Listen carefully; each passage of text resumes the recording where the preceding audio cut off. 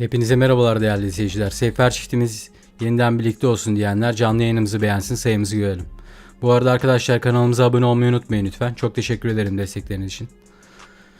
Bu hafta Yalı Çapkını'nın yeni bölümüyle analiziyle sizlerle beraber olacağım. Bu hafta çok değişik olaylar yaşanacak. Biliyorsunuz ki Sinan'ın annesi Ayla Hanım Seyran ile Sinan'ı ayırmak için elindeki bütün imkanları kullanıyor. Ve yakında başarılı olacaktır diye düşünüyorum. Ve birkaç bölüm içerisinde büyük ihtimalle Seyfer çiftini tekrar birlikte göreceğiz diye düşünüyorum. Hepiniz hoş geldiniz bu arada arkadaşlar. Kanalımıza destek olmak için abone olup canlı yayınımızı beğenmeyi unutmayın lütfen. Çok teşekkür ederim destekleriniz için. Anketimize de katılabilirsiniz bu arada. Kendi aramızda yaptığımız bir anket. Bazı izleyiciler çünkü Sinan ile Seyran'ı yakıştıran bir kitle var. Seyran'ın Ferit'e geri dönmesini istemeyen bazı izleyiciler var, yani öyle söyleyeyim. Ama açıkçası çoğu kişi Seyfer çiftinin yeniden bir araya gelmesini istiyorlar. Açıkçası ben de öyle istiyorum ve biliyorsunuz ki Sinan'la diğer yan karakterler oldukları için yakında diziden uzaklaşacaklar bir tık. Ve Seyran ile Ferit yeniden birlikte olacaktır. Bu arada arkadaşlar kanalımıza abone olup canlı yayınımızı beğenmeyi unutmayın lütfen. Çok teşekkür ederim destekleriniz için. Buradan Azerbaycan'a da çok selamlar iletiyorum. Çok seviyoruz kendilerini. Biliyorsunuz ki Azerbaycan'dan da bizim Türk dizilerimizi izleyen çok fazla bir kitle var. Hepiniz tekrardan hoş geldiniz bu arada. Bu bölümde yaşanacak olan olaylar biliyorsunuz ki Seyran ile Ferit biraz daha yakınlaşmaya başlayacaklar. İzleyicilerin istediği gibi beraber oldukları sahneler daha da artacaktır. Ve özellikle birkaç bölüm sonra ben bu ikilinin tekrar bir araya geleceğini düşünüyorum. İzleyicilerin hepsi de aynı fikirdedir diye düşünüyorum. Çünkü yorumlara dikkat ettiğim kadarıyla senaristi suçlayan çok büyük bir kitle var ve artık Seyfer çiftinin bir araya gelmesini istiyorlar. Diziyi izlemeyi bırakacağız, artık izlemiyorum diyen çok büyük bir kitle var. Bu yüzden artık senaristlerin bu izleyici yorumlarını dikkate alıp ona göre davranacağını düşünüyorum. Yani inşallah öyle davranırlar ki çoğu kişi de zaten biliyorsunuz diziyi izlemeyi bıraktı. Fakat birkaç bölüm sonra Seyfer çift yeniden bir araya geldikten sonra izleyicilerin çoğu geri toplanacaktır diye düşünüyorum. Ama şu an içinde dizinin reytingleri hala çok iyi devam ediyor ve geçmişe göre biraz düşmüş olsa da şu an için dizinin erken finali, yani bu sezon erken final yapma gibi bir durum söz konusu değil. Ama bu sezonu biliyorsunuz ki sezon finali olduğu söyleniyor. Yani yeni sezon başlangıcına girmeden önce yazda final yapacağı söyleniyor.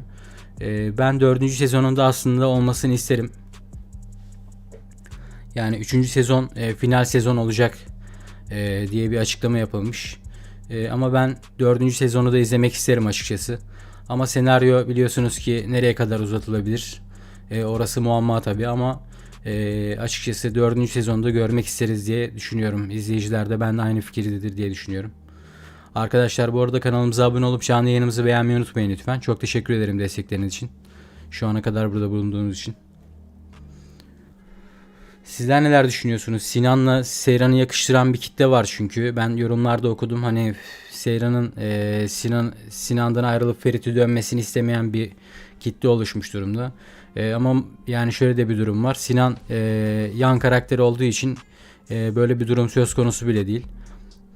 Birkaç bölüm sonra Ferit'e geri dönecektir diye düşünüyorum Seyran. Çünkü biliyorsunuz ki aşkları yeniden alevlenmeye başladı. Yani birlikte de çalışmaya başladılar.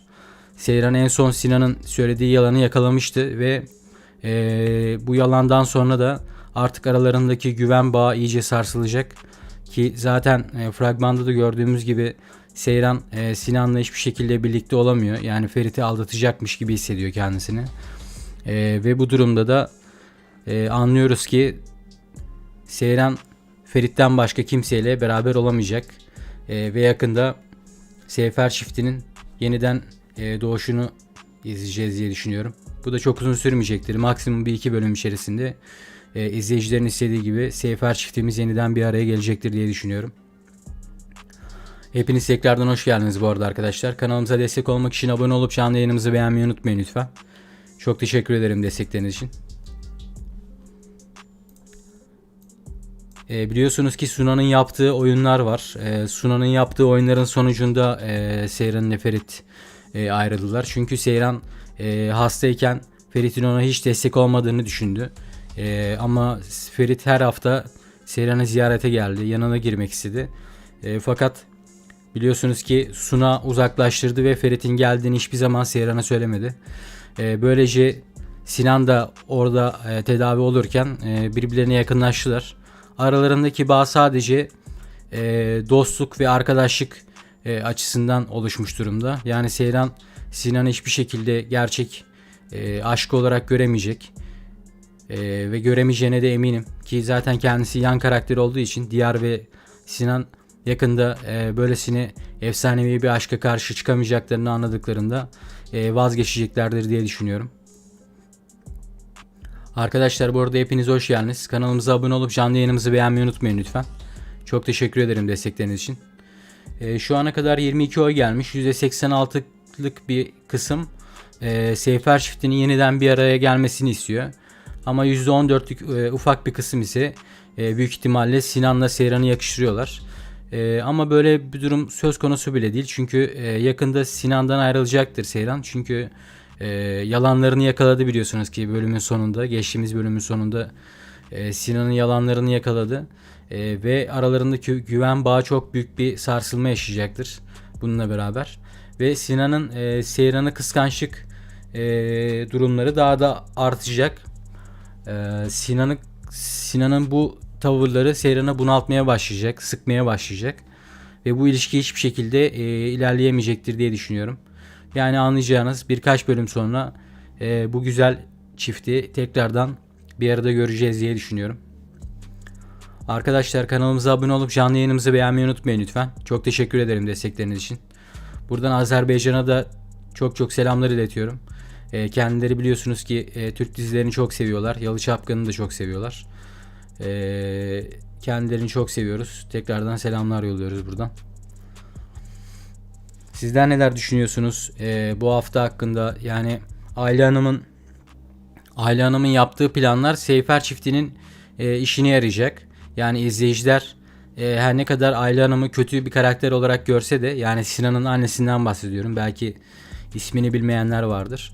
Sinan'ın annesi bir şekilde Seyfer çiftini aslında bir araya getirecek.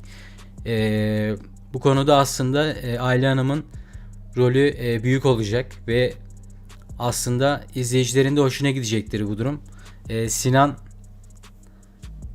Sinan'ı bir şekilde Seyran'dan ayırmaya başaracak çünkü Ferit ile Seyran'ı bu bölüm içerisinde de hep bir araya getirmek için çaba gösterecek. Yani hatta bu olayda da kızını kullanıyor. Yani ikisi kızıyla beraber, hatta eşinin kardeşiyle beraber 3 kişi Seyran ve Sinan'ı ayıracaklar. Seyfer çiftinin tekrar aşkının doğuşuna sebep olacaklar. Bu da aslında izleyicilerin çok hoşuna gidecektir diye düşünüyorum ben. Hepiniz yeniden hoş geldiniz bu arada arkadaşlar. Kanalımıza abone olup canlı yayınımızı beğenmeyi unutmayın lütfen. Çok teşekkür ederim destekleriniz için. Bu arada biliyorsunuz ki bu bölümün tekrarı olmayacak. Bir kere yayınlanacak. Fragmanlarda öyle söylendi. Yani tekrarı yoktan kasıtları büyük ihtimalle tekrardan yayınlanmayacak. Belki YouTube kanallarında da bölümü yayınlamayabilirler. Bu konuyla alakalı şu an net bir fikrim yok. Ama bölümün tekrarı olmayacağını açıkladılar. Bu bölüm bir kere yayınlanacak ve ikinci defa yayınlanmayacak diye düşünüyorum. Belki kanallarında bile yayınlamayabilirler. Bilmiyorum, bakalım ne olacak. Yani ilk defa böyle bir açıklamayla karşı karşıya kaldık çünkü. Heyecanla bekliyoruz. Yani büyük ihtimalle tekrardan bölümü vermeyecekler. Benim anladığım kadarıyla tekrarı yok demek. Bölüm bir kere şu anda televizyonda izlenecek ve bir daha yayına sürülmeyecek diye düşünüyorum. Teşekkürler yayın için demişsiniz. Hoş geldiniz. Arkadaşlar kanalımıza abone olup canlı yayınımızı beğenmeyi unutmayın lütfen. Çok teşekkür ederim destekleriniz için. Şu ana kadar toplamda 43 oy gelmiş. Çoğu kişi Seyfer çiftinin yeniden birlikte olmasını istiyorlar. %9'luk bir kısım ise büyük ihtimalle Sinan'la Seyran'ı yakıştıran kitle.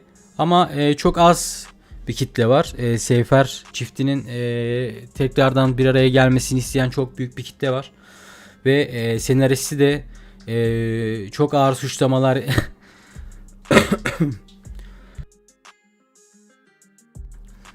senariste de çok ağır suçlamalar yapıyorlar. Yorumlarda okuyorum. Hatta diziyi bırakan çok büyük bir kitle olmuş. Yani yorumlarda öyle yazıyorlar ama ne kadar doğru bilemem tabi.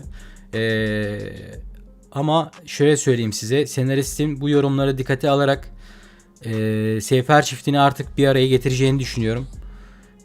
İzleyicilerin çoğu çünkü çok sıkılmış durumda.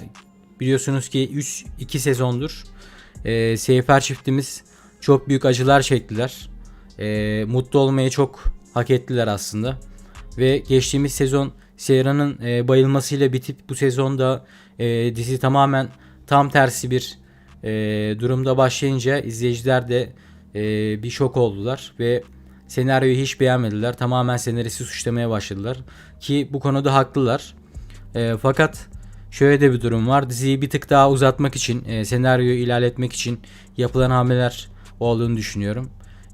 Birkaç bölüm sonra Diyar ve Sinan Seyfer çiftinin efsanevi aşkına karşı koyamayacaklarını anlayacaklardır.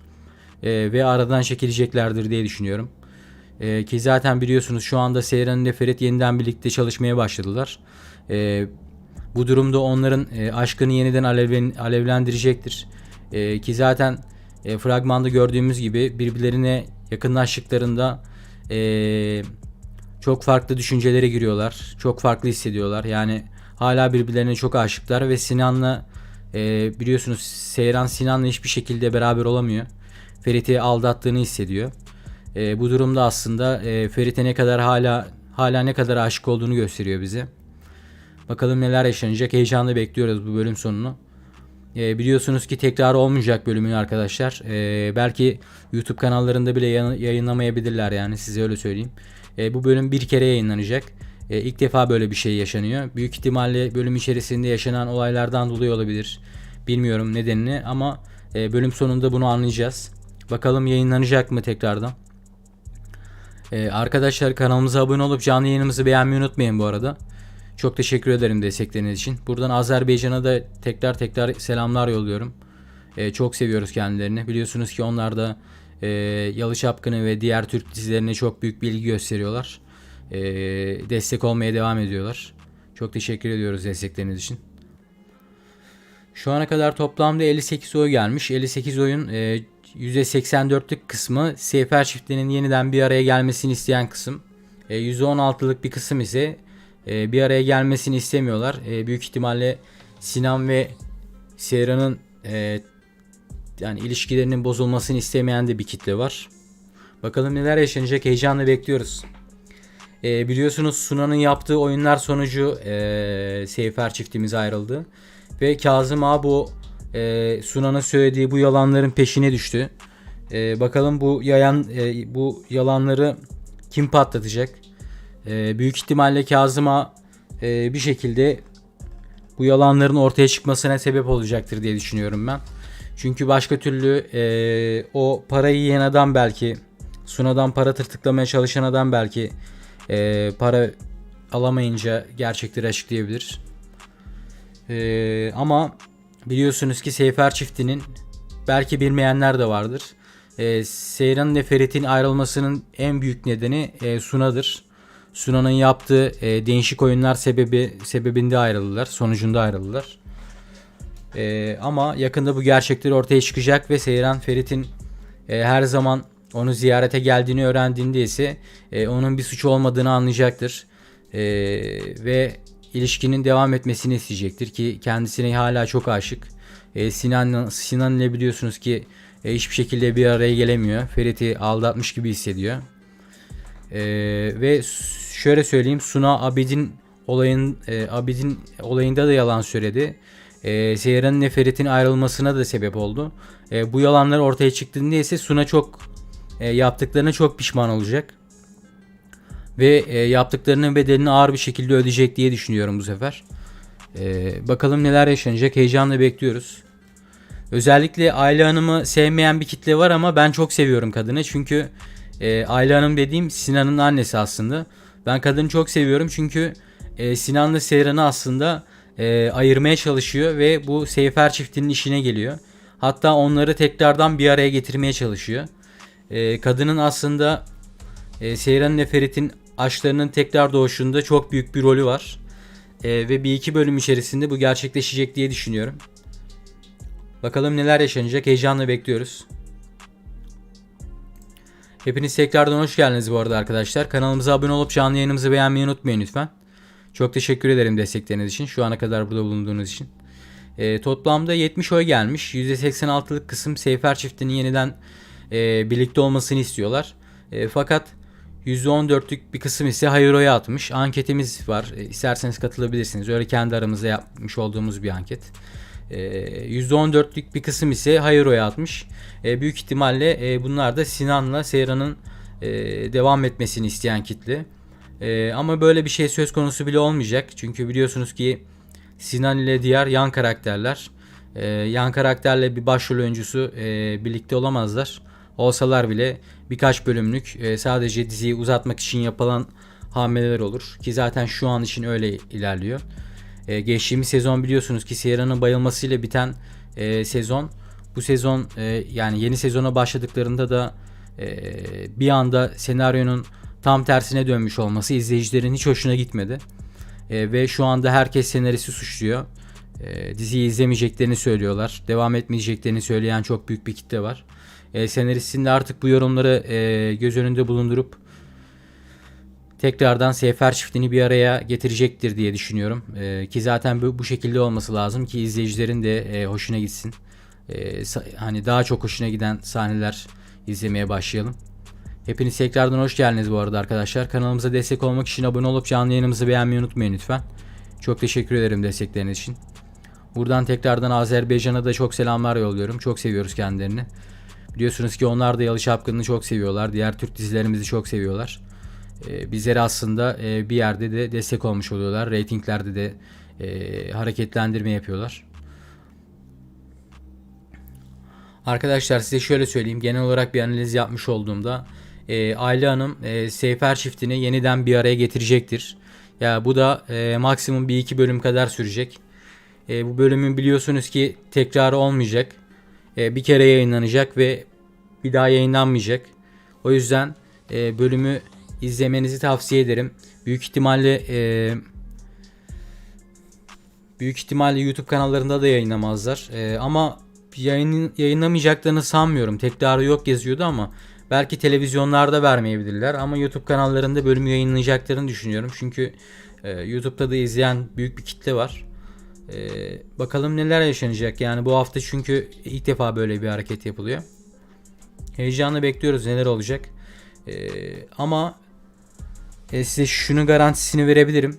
Yani bazı izleyiciler var. Seyran ile Ferit'in tekrar asla bir araya gelemeyeceğini düşünen izleyici kitleleri var. Ama böyle bir şey söz konusu bile olmayacak. Çünkü birkaç bölüm içerisinde Seyfer çiftimizi yeniden bir arada görmeye başlayacağız. Arkadaşlar bu arada hepiniz hoş geldiniz. Kanalımıza abone olup canlı yayınımızı beğenmeyi unutmayın lütfen. Çok teşekkür ederim destekleriniz için. Sizler neler düşünüyorsunuz? Seyfer çiftini yeniden bir arada görmek istiyor musunuz? Yoksa Sinan'la yakıştıran bir kitle var. Onlardan mısınız diyeyim. Çünkü bazı izleyiciler Sinan'la Seyran'ı yakıştırıyorlar ve Seyfer çiftinin bir araya gelmesini istemeyen de bir kitle var.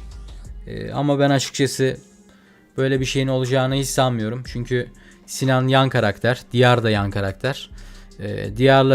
Diyar'la Sinan yakında Seyfer çiftinin bu efsanevi aşkına karşı koyamayacaklarını anladıklarında ise bu ilişkilerden vazgeçeceklerdir diye düşünüyorum. Bu aşka karşı gelemeyeceklerdir diye düşünüyorum. Hoş geldiniz tekrardan. Çok teşekkür ederim destekleriniz için. Arkadaşlar bu arada kanalımıza abone olup yayınımızı beğenmeyi unutmayın lütfen. Çok teşekkürler destekleriniz için. Şu ana kadar toplamda 87 oy gelmiş. 87 oyun %86'sı evet oyu atmış. %14'lük ufak bir kısım ise hayır oyu atmış. Yani çoğu kişi Seyfer çiftinin yeniden bir araya gelmesini istiyorlar. Ama Seyran'ın ile Sinan'ı yakıştıran da bir kitle var. Fakat böyle bir durum söz konusu olmayacaktır. Ayla Hanım Seyran'ın ile Sinan'ın hiçbir şekilde birlikte olmasına izin vermeyecek. Hatta Seyfer çiftinin yani Ferit'in Seyran'a tekrar geri dönmesi için çaba gösterecek. Hatta kızını Ferit'in yanına sokarak bu bölümde biliyorsunuz ki Ferit'e gerçekleri söyleyecek Sinan'ın kardeşi. Abimle şu ana kadar hiç birlikte olmamışlar diye Sinan'ın kardeşi Ferit'e gerçekleri açıklayacak. Ve Ferit bu gerçeği öğrendiğinde ise Seyran'ı yeniden geri kazanmak için elindeki bütün çabayı gösterecektir diye düşünüyorum. Bakalım neler yaşanacak, heyecanla bekliyoruz. Arkadaşlar bu arada kanalımıza abone olup canlı yayınımızı beğenmeyi unutmayın lütfen. Çok teşekkür ederim destekleriniz için. Şu ana kadar burada bulunduğunuz için.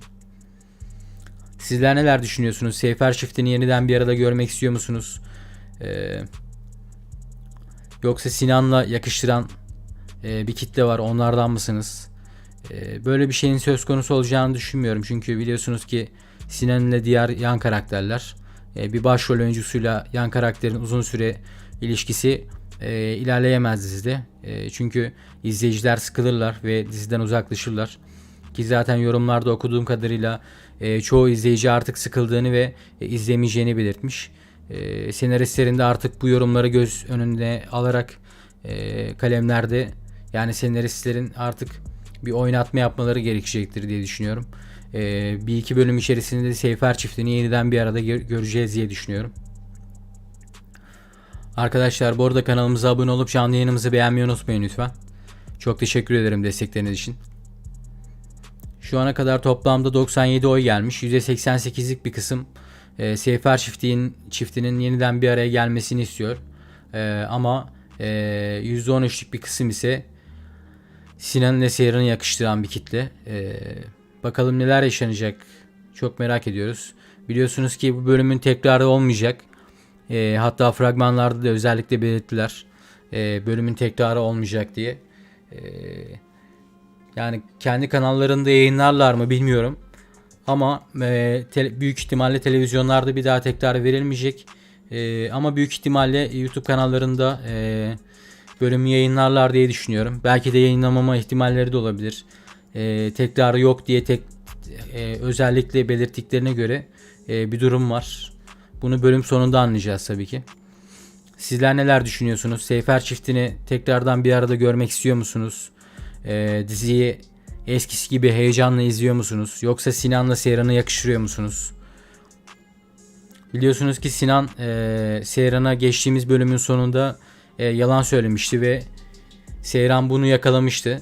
Seyran artık Sinan'a hiçbir şekilde güvenmeyecek. Aralarındaki güven bağı çok büyük bir şekilde sarsılacaktır diye düşünüyorum ben. Ve onun haricinde Seyran ile Ferit tekrardan birlikte çalışmaya başladılar. Ve yan yana geldikleri her an aşkları yeniden alevlenecektir.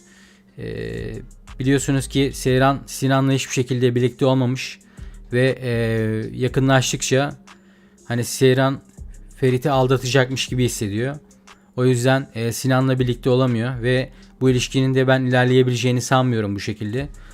Maksimum 1-2 bölüm içerisinde Seyfer çiftimizi yeniden bir arada göreceğiz ve izleyicilerin bu sahneler çok hoşuna gidecektir diye düşünüyorum. Arkadaşlar bu arada kanalımıza abone olup canlı yayınımızı beğenmeyi unutmayın lütfen. Çok teşekkür ederim destekleriniz için. Azerbaycan'a da buradan çok selamlar olsun. Yani Diyar'la Sinan'ın diziden çıkmasını isteyen bir kitle var. Bu ikili diziden hemen çıkmayacaktır. Çünkü biliyorsunuz ki geçtiğimiz sezona göre çoğu oyuncu dizide yok. Bazı eksiklikler var. Yeni karakterler katılmadan Sinan ve Diyar diziden çıkmayacaktır. Ama bu efsanevi aşka karşı gelemediklerini anladıklarında ise bu aşkın önüne geçemeyeceklerini anladıklarında ise pes edeceklerdir diye düşünüyorum ben. Yani izleyicilerin istediği gibi Ferit ile Seyran bir iki bölüm içerisinde yeniden birlikte olacaklardır diye düşünüyorum. Senaristi suçlayan çok büyük bir kitle var ki haklılar da. Çünkü geçtiğimiz sezon bitişinde Seyra'nın bayılmasıyla biten son bölüm, yeni sezonun ilk bölümünde ise tamamen tersine dönmüş bir senaryo ile karşılaşan izleyiciler ise adeta şok etkisi yarattı bizlere yani. O yüzden de izleyicilerin hepsi senaristi suçluyorlar ve diziyi daha fazla izlemeyeceklerini söylüyorlar. Ama hepsinin ben birkaç bölüm içerisinde geri döneceklerini düşünüyorum. Çünkü Ferit ile Seyran biliyorsunuz ki yeniden çalışmaya başladılar. Birlikte çizim yapmaya başladılar. Ve yan yana bulundukları her süre zarfı boyunca aşkları yeniden alevlenecektir ve tekrar birlikte olmak isteyeceklerdir diye düşünüyorum. Sizler neler düşünüyorsunuz? Seyfer çiftini yeniden bir arada görmek istiyor musunuz? Yoksa Sinan'la mı yakıştırıyorsunuz? Diyar'la Ferit'i de yakıştıranlar var. Hani Seyran'a geri dönmesin, onunla yeniden birlikte olmasın diyenler de var. Ama biliyorsunuz ki Suna'nın oyunları sonucunda Ferit ile Seyran aslında ayrıldılar. Bu durumda ortaya çıktığında ise Suna çok pişman olacaktır diye düşünüyorum ben. Sizler neler düşünüyorsunuz? Seyfer çifti yeniden bir araya gelsin mi? Yoksa Seyran Sinan ile birlikte mi olsun? Fikirlerinizi merak ediyorum. Yazabilirsiniz arkadaşlar. Şöyle ufak bir ayar yapayım ben de hemen.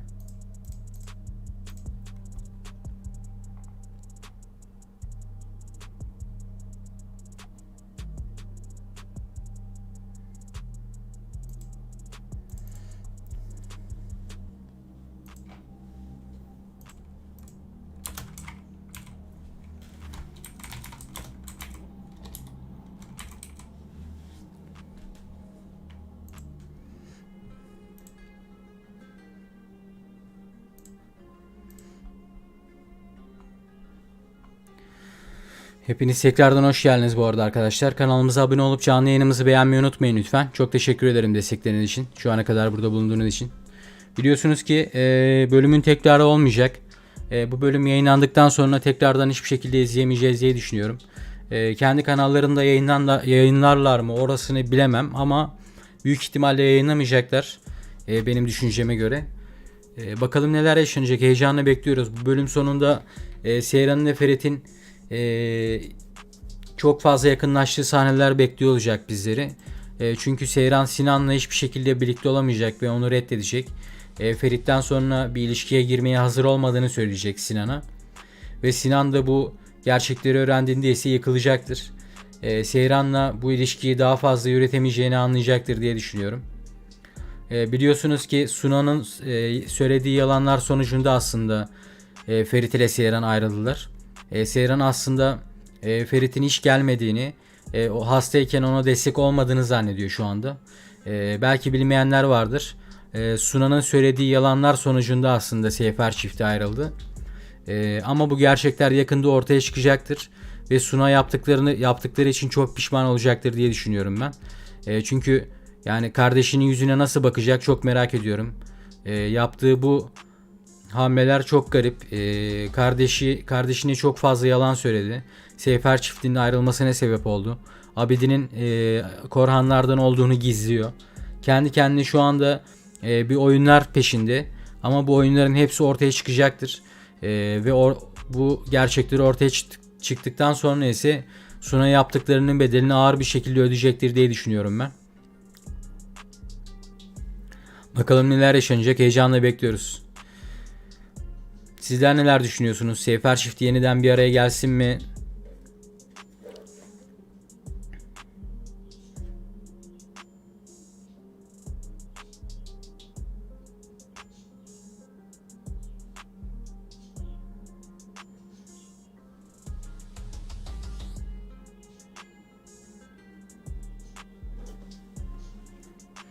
Biliyorsunuz ki arkadaşlar bölümün tekrarı olmayacak.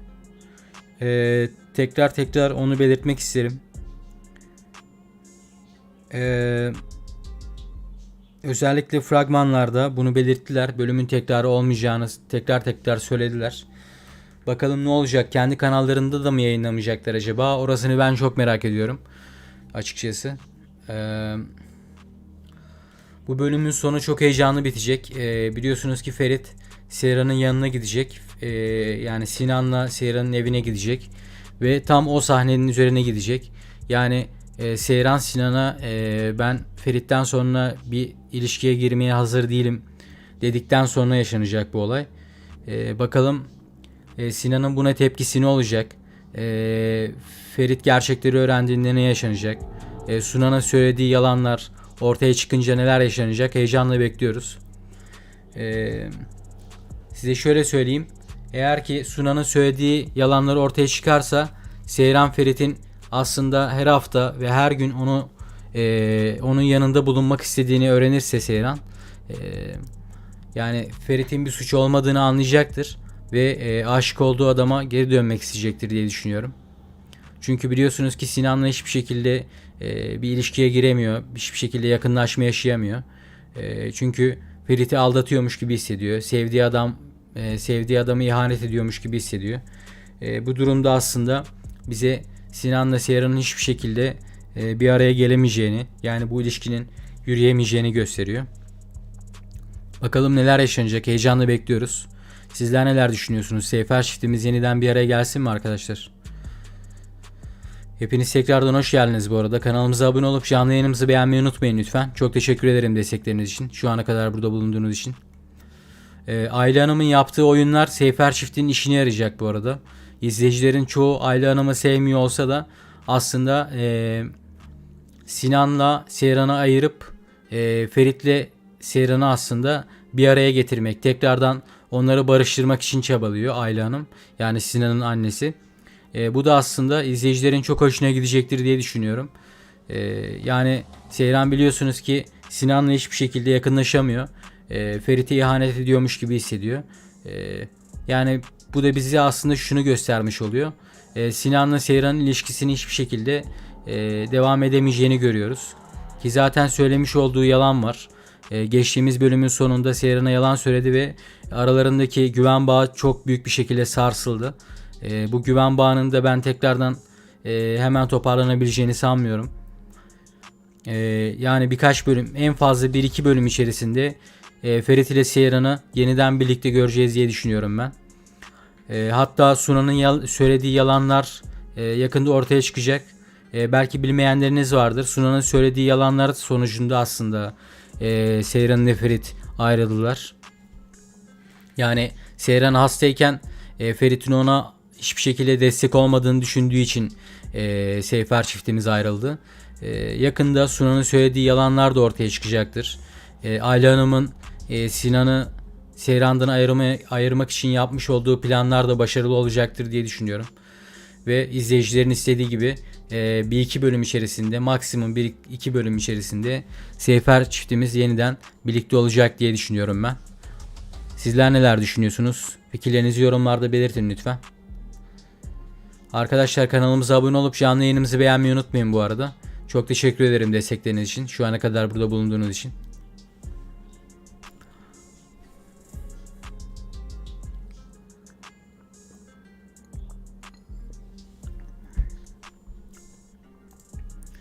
Biliyorsunuz ki bölümün tekrarı olmayacak arkadaşlar. Fragmanda da zaten belirttiler. Bölüm bir kere yayınlanacak. İkinci kez yayınlanmayacak. Neden bu bölüm bu şekilde bir hamle yapıldı? Onu da tam olarak anlamış değilim ama bu bölümün sonucunda ben bunu anlayacağım diye düşünüyorum. İzleyiciler bunu anlayacaktır diye düşünüyorum. Ki zaten şöyle de bir durum var. Bölüm sonunda Seyran ile Sinan o malum konuyu yaşayacaklar. Tam yakınlaşmaya başlarken Seyran ile olamayacağını, Ferit'ten sonra bir ilişkiye giremeyeceğini söylediğinde ise Sinan yıkılacaktır ve bu ilişkiye daha fazla devam edemeyeceğini anlayacaktır aslında. Çünkü Seyran'ın hala Ferit'e aşık olduğunu anlayacak. Ve izleyicileri de şu şekilde bilgilendirebilirim ki Diyar ile Sinan birkaç bölüm sonra bu efsanevi aşkın önünde duramayacaklarını anlayacaklar ve aradan çekilmeye karar vereceklerdir. Ve bu sahnelerde izleyicilerin çok hoşuna gidecektir diye düşünüyorum ben. Şu ana kadar toplamda 185 oy gelmiş. %89'luk bir kısım Seyfer çiftinin yeniden birlikte olmasını istiyorlar. %11'lik ufak bir kısım ise ayrılmasını yani Sinan'la beraber olmasını isteyen de ufak bir kitle var. Aslında bunu yorumlarda da ben görüyorum. Ama böyle bir şey söz konusu bile değil. Çünkü Sinan'la diğer yan karakterler, yan oyuncular, bir başrol oyuncuyla yan karakterin hiçbir şekilde ilişkisi uzun bir şekilde devam edemez. Maksimum birkaç bölümlük olan hamleler bunlar. Yani senaristin bu sezonu birkaç bölüm daha, yani şöyle bir 5 bölüm daha uzatmak için yapmış olduğu hamleler olarak görüyorum ben. Bu arada bu sezon, yani 3. sezonun final sezonu olduğu söyleniyor. Açıkçası ben bu sezon final olmasını istemiyorum. 4. sezonu da izlemek isterim. Sizler neler düşünüyorsunuz? Final olmasını istiyor musunuz? Final olmasını istemiyorsanız eğer yayınımızı beğenin, sayımızı gösterelim. Yani açıkçası oyuncular harika. Afra Sarıçoğlu ve Mert Ramazan Demir gerçekten harika oyuncular. Ve kendilerini 2 yıldır, 3 yıldır izliyoruz. Açıkçası ben 4. sezonu da görmek isterim. Ekranlarda kendilerini izlemek isterim yani. Çünkü Yalı Çapkını final yaptıktan sonra Cuma günleri kendilerini ararız yani, ben size öyle söyleyeyim. İnşallah 4. sezonu da çekerler. Yani bu sezonu bitirdiklerinde final yapmazlar diyorum. Bu arada bilmeyenleriniz vardır belki arkadaşlar. Sunan'ın söylediği yalanlar sonucunda aslında Seyfer çiftimiz ayrıldılar. Ve bu gerçekler bir iki bölüm sonra ortaya çıkacaktır. Ortaya çıktığında ise Seyran Ferit'in bir suç olmadığını anlayacak ve aşık olduğu adama geri dönmek için elindeki bütün imkanları kullanacak diye düşünüyorum. Ki zaten Sinan'la hiçbir şekilde yakınlaşamıyor, bir ilişkiye giremiyor. Ferit'i aldatıyormuş gibi hissediyor Seyran. Sinan da bu gerçekleri öğrendiğinde ise zaten bu ilişkinin daha fazla ilerlemeyeceğini anlayacak ve bu efsanevi aşkın arasına girmek istemeyecektir. Aradan çekilecektir diye düşünüyorum. Senarist zaten artık bu tarz hamleler yapması gerekiyor. Çünkü izleyiciler iyice sıkılmış durumdalar. Yani Diyar'la Sinan'ı hiçbir şekilde görmek istemiyor çoğu izleyici. Diziden çıkacaklarını sanmıyorum ama şöyle söyleyeyim sizlere. Birkaç bölüm içerisinde zaten Seyran'ın ve Ferit'in yeniden birlikte olacağına ben %100 olarak eminim.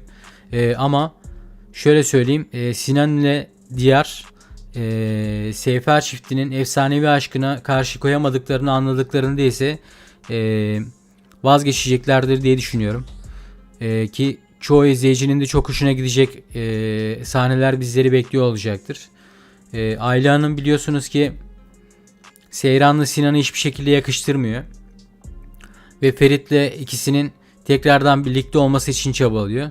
Bazı izleyiciler Sinan'ın annesini sevmemiş olsa da aslında yani Seyfer çifti için güzel adımlar atıyor. Sinan'la Seyran'ı ayırırken Seyfer çiftini birbirlerine yakınlaştırmaya çalışıyor. Ve tekrar bir araya gelmeleri için çaba gösteriyor Ayla Hanım. Aslında bu da güzel bir durum. Yani ben açıkçası şu anda Ayla Hanım'ı seviyorum. Dizide güzel bir rol oynuyor kendisi. Seyfer çiftinin de yeniden bir araya gelmesinde çok büyük bir rol oynayacaktır diye düşünüyorum kendisini.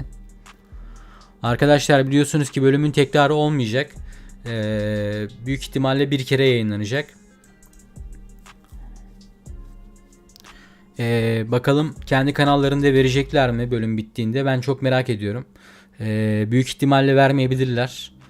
Bu arada arkadaşlar kanalımıza abone olup canlı yayınımızı beğenmeyi unutmayın lütfen. Çok teşekkür ederim destekleriniz için. Anketimize de katılabilirsiniz. Kendi aramızda yapmış olduğumuz ufak bir anket var. Seyfer çifti yeniden bir arada olsun diyenler diye bir anket açtık. %89'luk kısım evet oyu atmış. %11'lik kısım ise Seyran ve Ferit'i büyük ihtimalle yakıştıran kişiler. Ama böyle bir durum olmayacaktır. Sinan ve Seyran bir iki bölüm içerisinde ayrılacaklar. Çünkü biliyorsunuz ki Sinan Seyran'ı artık iyice bunaltmaya başladı.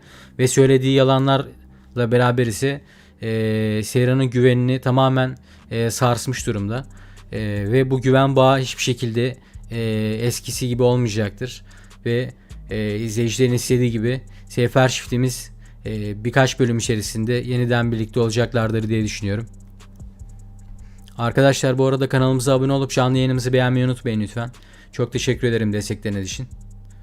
Sizler neler düşünüyorsunuz? Sefer çifti yeniden bir araya gelsin mi, yoksa Sinan'la Seyran'ın ilişkisini mi beğeniyorsunuz? Çünkü Sinan'la Seyran'ı da yakıştıran bir kitle var.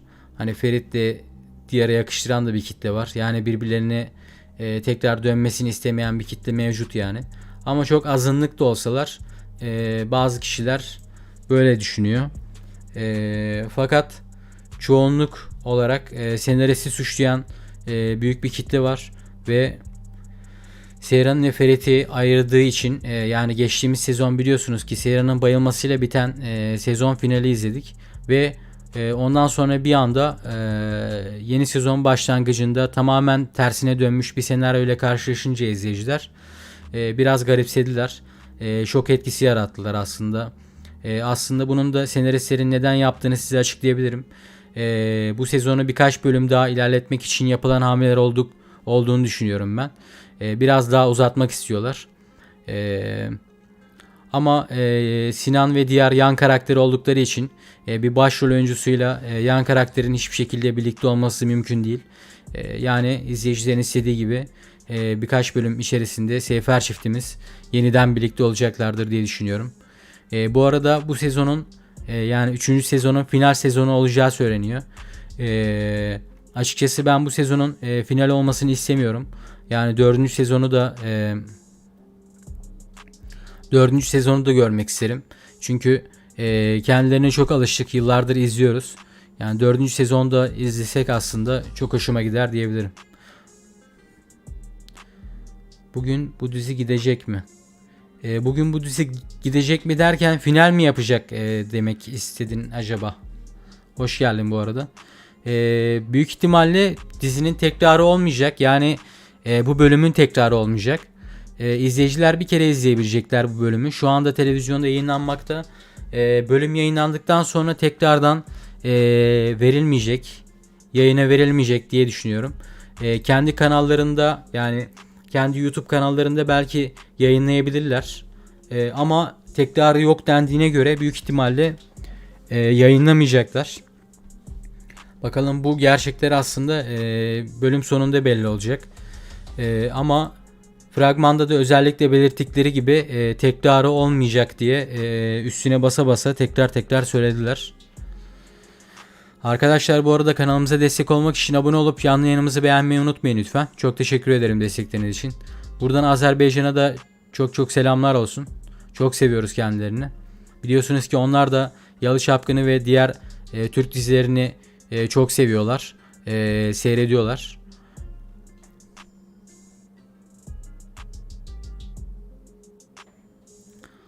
Nereden başlıyor episod? Kendi internet sitelerine gidip izleyebilirsin şu anda. Şu an yayında ama tekrarı olmayacak. Yani bu bölümün bir daha tekrarı verilmeyecek arkadaşlar. Bunu da tekrar ben de vurgulayayım. Fragmanlarda özellikle zaten söylediler. Tekrardan verilmeyecek diye. Bunu üstüne basa basa söylediler. Ama bu bölümün tekrarı olmayacak. Özellikle ben de söyleyeyim. Bir kere veriliyor. İkinci defa izleyemeyeceksiniz. Bunu da göz önünde bulundurarak hareket etmenizi öneririm. Sizler neler düşünüyorsunuz? Sefer çiftinin yeniden bir araya gelmesini istiyor musunuz bu arada? Çünkü bazı izleyiciler Sinan'ın ve Seyran'ın bir arada olmasını istiyorlar ama biliyorsunuz ki Seyran hiçbir şekilde Sinan'la ilişkiye giremiyor, yakınlaşamıyorlar ve Ferit'i aldatıyormuş gibi hissettiğini söylüyor Sinan'a bu bölümde ve aslında Sinan bu efsanevi aşkın önüne geçemeyeceğini anlayacak bu bölüm. Bu gerçekle yüzleşecek ve bir iki bölüm sonra da izleyicilerin istediği gibi Ferit ile Seyran yeniden birlikte olacaklardır. Hepiniz hoş geldiniz bu arada arkadaşlar. Kanalımıza abone olup canlı yayınımızı beğenmeyi unutmayın lütfen. Çok teşekkür ederim destekleriniz için. Azerbaycan'a da tekrar selamlar olsun buradan. Çok seviyoruz kendilerini. Biliyorsunuz onlar da Türkiye'deki yayınlanan televizyonda yayınlanan bütün dizileri izliyorlar ve çok beğeniyorlar aslında. Onların da destekleri çok büyük. Ratinglerde çok büyük bir rol oynuyorlar. Ratinglerin bu kadar yüksek olmasında da aslında onların da desteği var diyebilirim. Bu arada hepiniz hoş geldiniz tekrardan arkadaşlar. Şunu da tekrardan söylemiş olayım yeni gelenler için. Bu bölümün tekrarı olmayacak arkadaşlar. Tekrardan söylüyorum. Bölümün tekrarı yayınlanmayacak ve bir kere verilecek. Bu durum nasıl olacak? Belki kendi kanallarında yayınlarlar. Yayınlarlar mı bilmiyorum. Onu da neden YouTube'dan vermiyorlar demişsiniz. Hoş geldiniz bu arada. YouTube'da şu anda verilmiyor ama belki bölüm sonu bitince verebilirler. Yani normalde daha doğrusu bölüm bittiğinde yayınlanıyordu. Ama fragmanlarda özellikle belirttikleri için tekrarı yok diye özellikle üstüne basarak belirttikleri için belki de bu bölümü kendi kanallarına bile yüklemeyebilirler. Bakalım ne olacak, bunu aslında saat 11.30-12'ye doğru anlamış olacağız. Yani tekrarını verecekler mi? Ben de çok merak ediyorum. Bu arada arkadaşlar, bilmeyenleriniz vardır belki. Seyran ve Ferit'in aslında ayrılmasının en büyük nedeni Suna'dır. Suna'nın söylemiş olduğu yalanlar sonucunda Seyfer çiftimiz ayrıldılar. Biliyorsunuz ki Suna Ferit'in hastaneye geldiğini, yani Seyran hastanedeyken tedavi olurken ona destek olmadığını zannediyor. Seyran aslında Ferit'in bir suçu olmadığını anlayacak bu gerçekleri ortaya çıktığında. Suna'nın da söylediği yalanlar için yani kardeşler, biliyorsunuz ki yani insan kardeşine nasıl böyle bir yalan söyler, niye böyle bir kötülük yapar, ben çok şaşırdım aslında.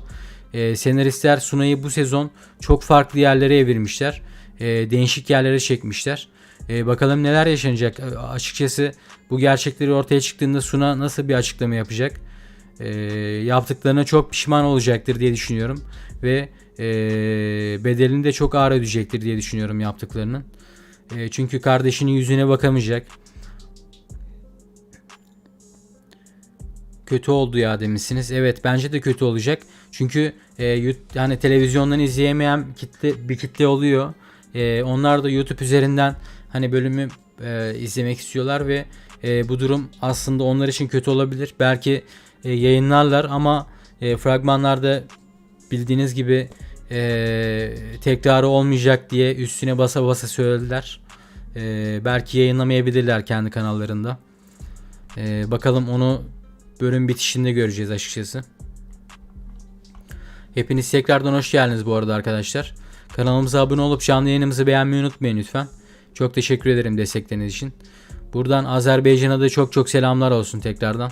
Kendilerini çok seviyoruz. Azerbaycan'dan biliyorsunuz ki Yalı Çapkını çok fazla izleniyor. Diğer Türk dizilerimiz de çok fazla izleniyor. Ve reytinglerde aslında yükselmesinin, yani ekstra bir artış sağlamasının da sebebi Azerbaycanlı kardeşlerimizden kaynaklanıyor. Çok teşekkür ediyoruz sizlere her türlü destekleriniz için. Şu ana kadar toplamda 300 oy gelmiş anketimize. Kendi aramızda yapmış olduğumuz, yani ufak bir anket aslında bu. Seyfer çifti yeniden birlikte olsun diyenler diye bir anket açtık. %89'luk bir kısım var.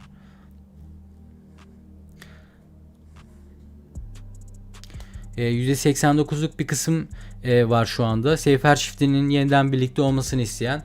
Ama %11'lik ufak bir kısım ise Seyran'ın ve Ferit'i tekrar birlikte görmek istemiyorlar belli ki. Sinan'la Seyran'ı yakıştırıyorlar. Fakat böyle bir durum söz konusu bile değil. Çünkü biliyorsunuz Seyran bu bölüm Sinan'a Ferit'ten başka birisiyle tekrar beraber olamayacağını, kendisini hazır hissetmediğini söyleyecek. Ve Sinan da bu ilişkinin aslında daha fazla devam edemeyeceğini anlayacaktır diye düşünüyorum bu bölümde.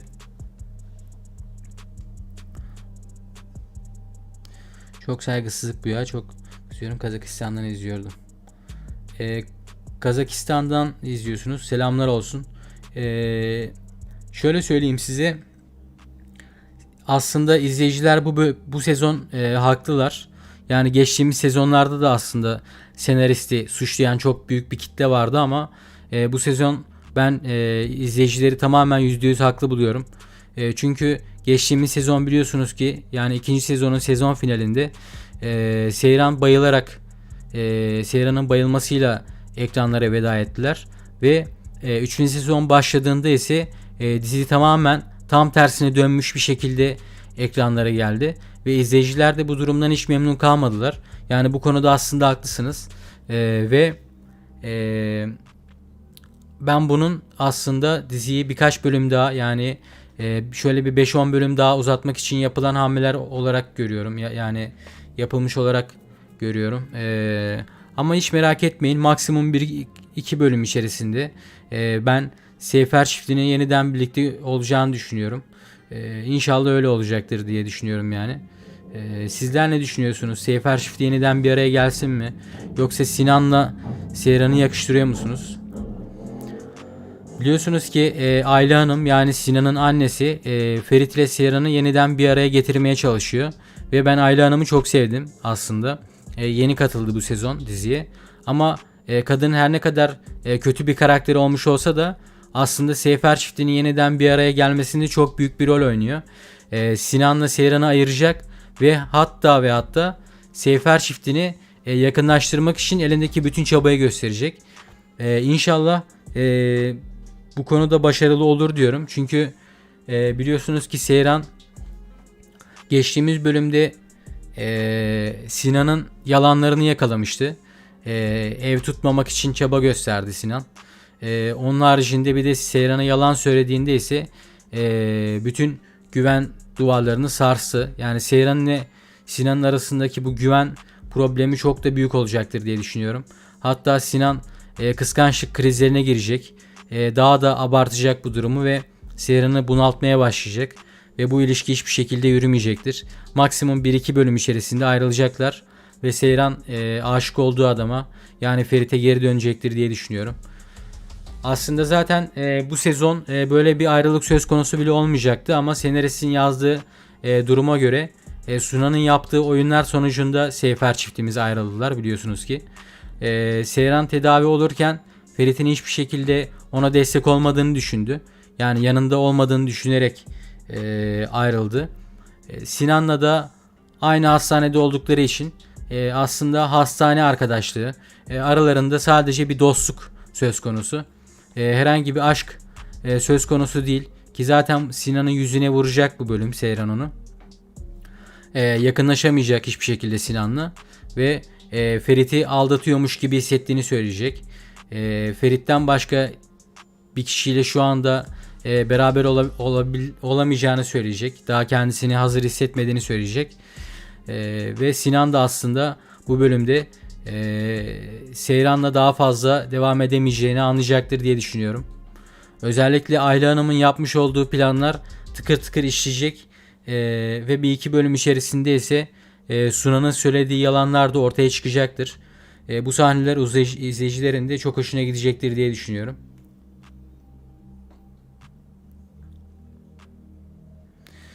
Yeter artık canlıyı açsınlar. Çok kitle kaybı olur böyle. Herkes izlemek istiyor.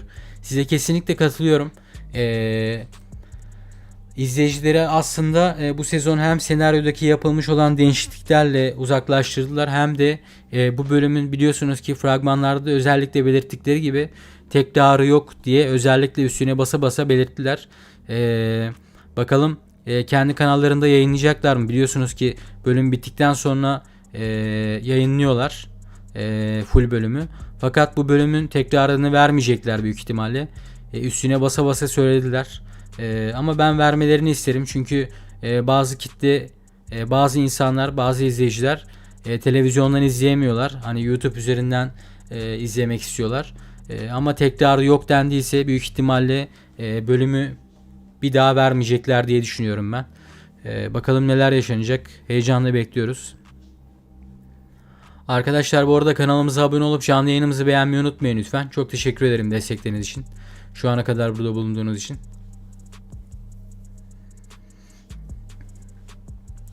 Bu dizi nereye gidiyor demişsin. Yani dizinin senaryosu bildiğiniz gibi geçtiğimiz sezon Seyran'ın bayılmasıyla biten sezon finali 3. sezonun başlangıcında tam tersine dönmüş durumdayken başladı. Yani izleyiciler de senaryonun bu şekilde bir değişikliğe girmesini çok tepkili yorumlar yaptılar. Senaristi suçlayan çok büyük bir kitle var. Ve Seyfer çiftini bir an önce beraber görmek isteyen çok büyük bir kitle var. Fakat yakında senarist bu yorumları göze alacaktır, göz önüne alacaktır diye düşünüyorum. Çünkü diziyi bırakan çok büyük bir kitle oldu. Yani izlemeye devam etmeyeceğiz diyerek senaristi suçlayan insanlar oldu. Ki %100 haklı olduklarını düşünüyorum ben. Çünkü geçtiğimiz sezon nasıl bitti? Bu sezon başladığında tam tersine dönmüş bir senaryo ile karşılaştık. Ama biliyorsunuz ki Suna'nın söylediği yalanlar sonucunda yaşanan bir ayrılık var aslında burada. Belki bilmeyenleriniz vardır. Senarist hangi kafayla yazıyor ki bu senaryoları? Size şöyle söyleyeyim. Aslında bu konuda haklısınız ama yani dizinin senaryosunu uzatmak için, dizinin konusunu biraz daha uzatmak için yapılan hamleler olduğunu düşünüyorum ben bunların. Biliyorsunuz ki bu sezon son sezon olacakmış. Yani final olacağı söyleniyor. Açıkçası ben final olmasını istemiyorum bu sezonun. 4. sezonu da ekranlarda görmek isterim. Çünkü çok sevdiğimiz oyuncular var. Afra Saraçoğlu ve Mert Ramazan Demir'i gerçekten çok seviyoruz ve ekranlarda da görmeye devam etmek isterim ben açıkçası. İzleyicilerin çoğu şu anda senaristi suçlayarak diziyi izlemeyi bıraktığını söylemiş olsa da birkaç bölüm içerisinde Seyfer çifti yeniden bir araya geldiklerinde ise geri döneceklerdir diye düşünüyorum ben diziye.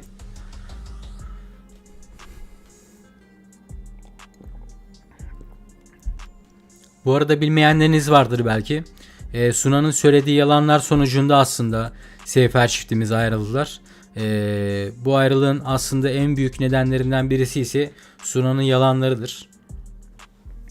Ama Seyran Ferit'in bir suç olmadığını öğrendiğinde ise bir iki bölüm içerisinde öğrenecektir diye düşünüyorum. Aşık olduğu adama geri dönecektir diye düşünüyorum bu arada arkadaşlar.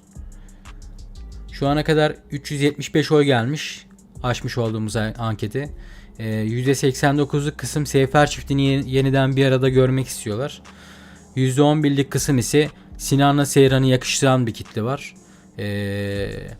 Ama Sinan'la Seyran'ın ben bir arada olabileceklerini zannetmiyorum. Yani bu ilişkinin çok uzun süreceğini zannetmiyorum. Çünkü bu bölümde Seyran aslında Sinan'ın yüzüne vuracak bunu. Biliyorsunuz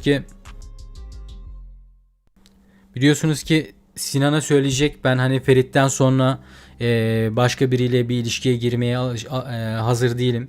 Yani kendimi hazır hissetmiyorum dediğinde ise Sinan aslında burada bu ilişkiye devam edemeyeceğini anlayacaktır. Yani annesinin haklı olduğunu düşünecek ve Seyran'ı daha da bunaltmaya başlayacak. Seyran da bunaltılmaya gelemediği için Sinan'dan uzaklaşacaktır ve ayrılma kararı alacaktır. Bakalım neler yaşanacak. Heyecanla bekliyoruz arkadaşlar. Biliyorsunuz ki bölümün tekrar yayınlanmayacak. Kendi kanallarında verecekler mi? Onu merakla bekliyorum açıkçası ben. Bu bölüm çok farklı geçecek diye düşünüyorum. Sizler neler düşünüyorsunuz? Seyfer çiftini bir arada görmek istiyor musunuz? Yoksa Sinan'la mı yakıştırıyorsunuz?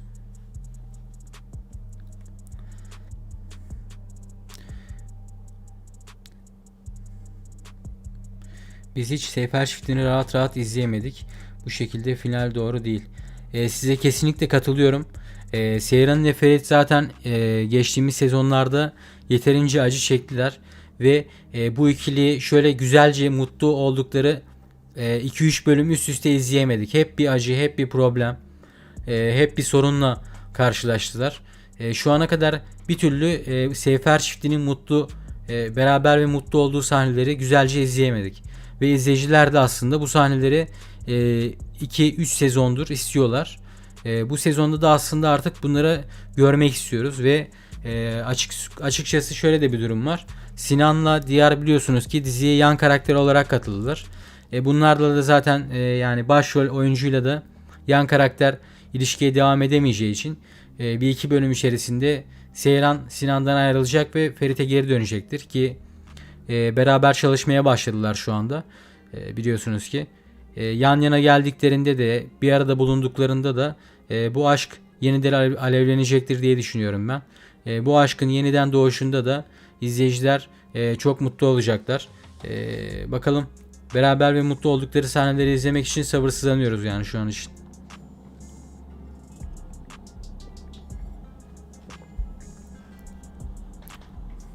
Sizler neler düşünüyorsunuz? Ferit'le Diyar'ı yakıştıranlar da var.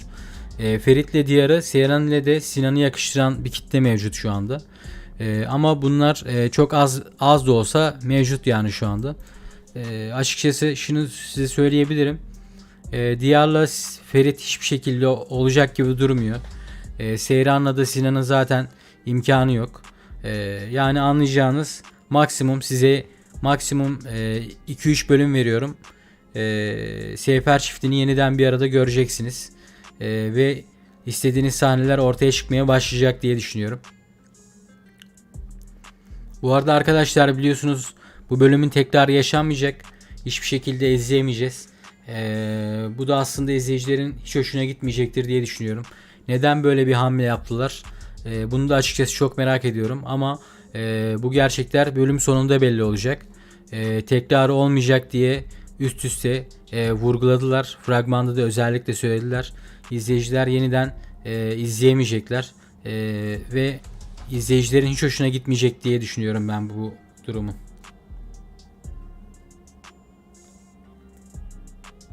...77. bölüm neden izlenmiyor? YouTube'da da yok, uygulamada da yok. Bu bölüm fragmanlarda özellikle söylediler yani. Tekrarı olmayacak. Şu anda televizyonda yayınlanıyor ve hiçbir şekilde tekrarını izleyemeyecek hiç kimse. Bu durumda aslında izleyicilerin hoşuna gitmeyecek. Neden böyle bir hamle yaptılar? Onu da bilmiyorum. Büyük ihtimalle televizyondaki reytingleri yükseltmek için yapılan bir hamle olduğunu düşünüyorum ben. Reytingleri tavan yapmak istiyorlar. Yani en yüksek birinci sıralara çıkmak istiyorlar. Bu yüzden yapılmış olan bir hamle olduğunu düşünüyorum ben. Yani tekrarını hiçbir yere vermeyeceklerini önceden söyleyerek televizyonda herkesin televizyonda izlemesini sağlayacaklar ve reytinglerde birinci sıralara çıkacaklar. Belki de bununla alakalı bir durum olabilir. Yani başka bir pencere göremiyorum ben şu an için. Yan yana geldiklerini de final mi yapacaklar? Seyfer çifti yeniden birlikte olduklarında final yapmayacak tabii ki de. Bu sezon daha devam edecek. Şöyle en az daha bir 20 ila 25 bölüm izleriz bu sezon. Ama bu sezon bittikten sonra, yani 3. sezon bittikten sonra final yapacağı söyleniyor. 4. sezona devam etmeyeceklerini söylediler. Açıkçası ben izlemek isterim. Yani 4. sezonda da yani Yalı Çapkın'ın ekranlarda görmek isteriz. Çünkü kendilerine çok alışık. Afra Saraçoğlu ve Mert Ramazan Demir'i gerçekten çok seviyorum ben. İkisine de hayranım diyebilirim. Yani eğer ki bu sezon sonunda final yaparlarsa kendilerini çok arayacağız diye düşünüyorum. Şöyle bir bakayım, gerçekten sizin demeniz gibi hiçbir şekilde ulaşım sağlanamıyor mu?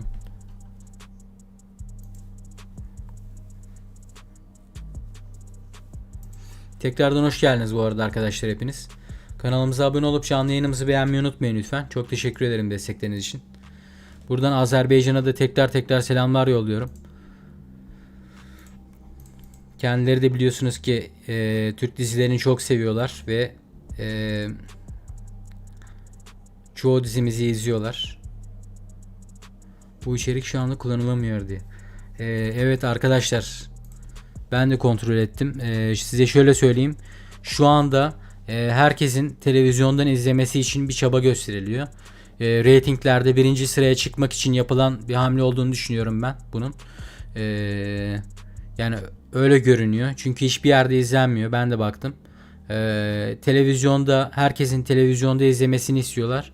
Ve televizyonda herkes aynı kanalı açtığında ise reytinglerde birinci sıraya ulaşacaklardır.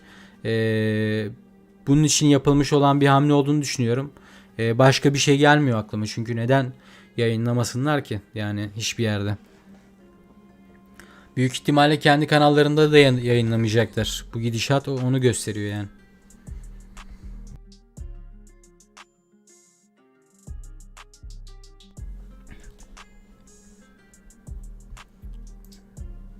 Şöyle bir kanallarını kontrol edelim.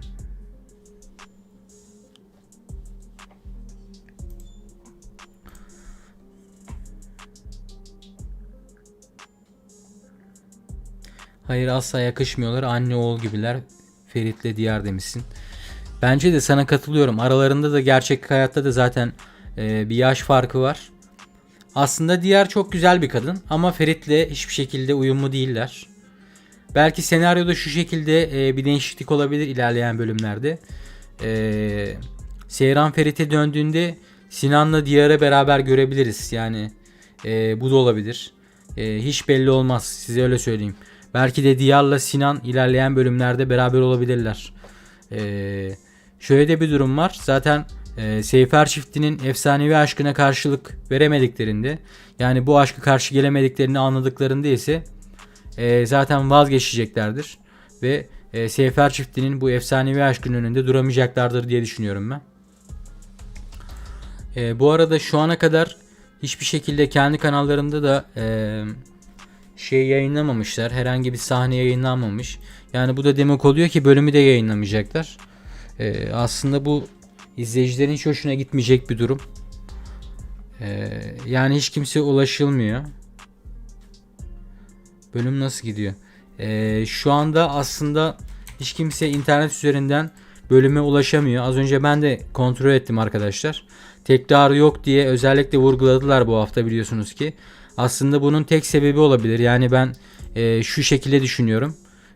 Hani bölüm içerisinde ne yayınlayabilirler ki YouTube'da yayınlamasınlar? Çünkü ben çok farklı sahneler de gördüm şu ana kadar.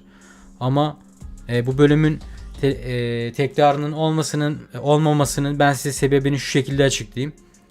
Herkesin televizyondan izlemesini sağlayarak reytinglerde en yükseğe çıkmak amaçları. Bence bu. Yani bana öyle geliyor.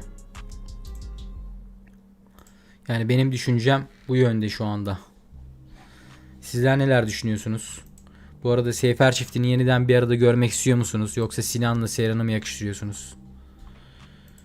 Şu anda ben de kontrol etmeye çalışıyorum ama hiçbir şekilde bağlanamıyorum. Evet. Şu anda kullanılamıyor bu içerik. Çok büyük bir problem aslında bu izleyiciler için.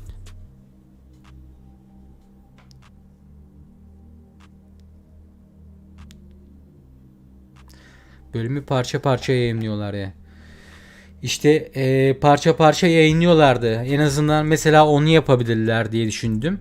Ona da baktım.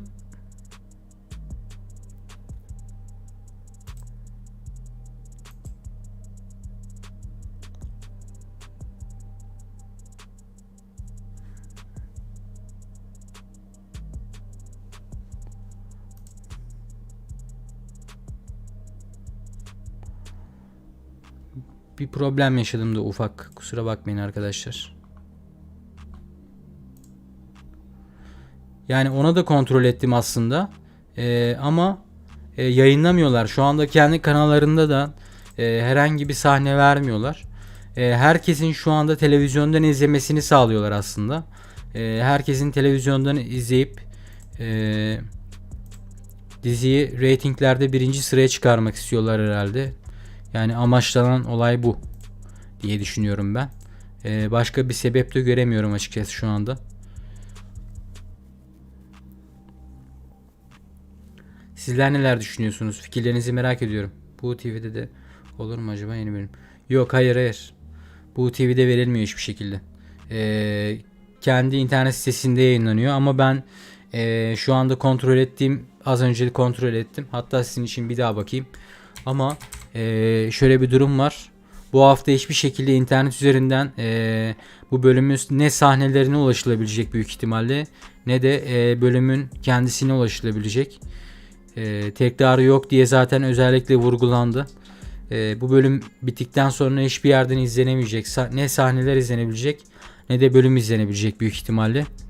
Bunun da sebebi, yani bölüm içerisinde ben kötü bir şey olduğunu düşünmüyorum. Büyük ihtimalle herkesi televizyona yönlendirip yani reytinglerde yüksek rakamlara ulaşmak için yapıldığını düşünüyorum bu hamlenin. Bakalım ne olacak, heyecanla bekliyorum ben de açıkçası.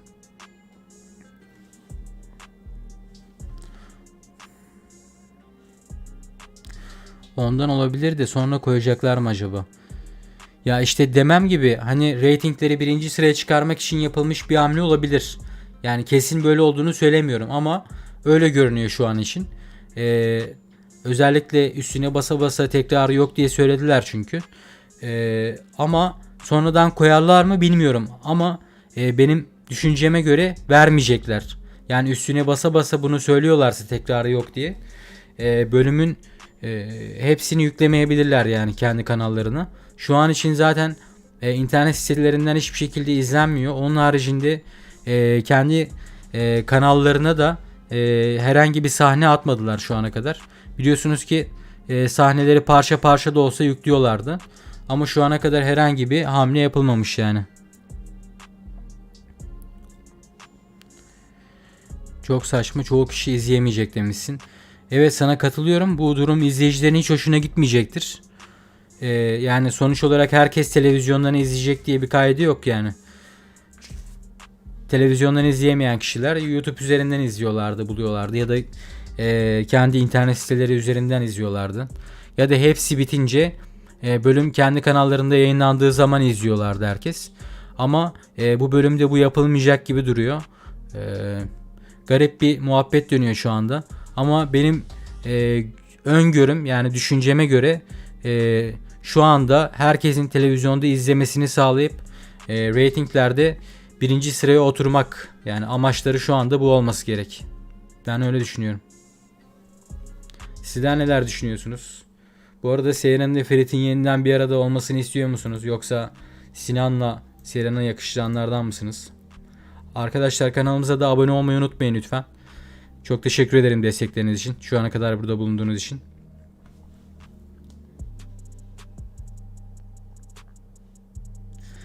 Bizde TV vardı, annem kızıyor diye açamıyorum, diziyi sevmiyor. Yani olabilir tabi, herkes aynı şeyi izlemek zorunda değil. Aynı sizin gibi olan bir sürü insan var. Ve bu bölümde de böyle bir hamle yapmış olmaları aslında çoğu izleyicinin hiç hoşuna gitmeyecektir diye düşünüyorum ben. Seyran'la Sinan yakışmıyor demişsin. Size katılıyorum. Sinan zaten biliyorsunuz ki yan karakter, yani yan oyuncu. Eyvallah, doğru, hiç yakışmıyorlar demişsiniz. Size kesinlikle katılıyorum. Ki zaten Sinan ve diğer yan karakterler oldukları için yakında Seyfer çiftinin hayatlarından çıkacaklar. Ve izleyicilerin istediği gibi de bir araya geleceklerdir diye düşünüyorum. Arkadaşlar, ben bir içeri gideyim, hemen geliyorum. Bir kontrol edeyim çünkü hiçbir yerden ulaşamadım. Sizin için hemen bir bakıp geleyim.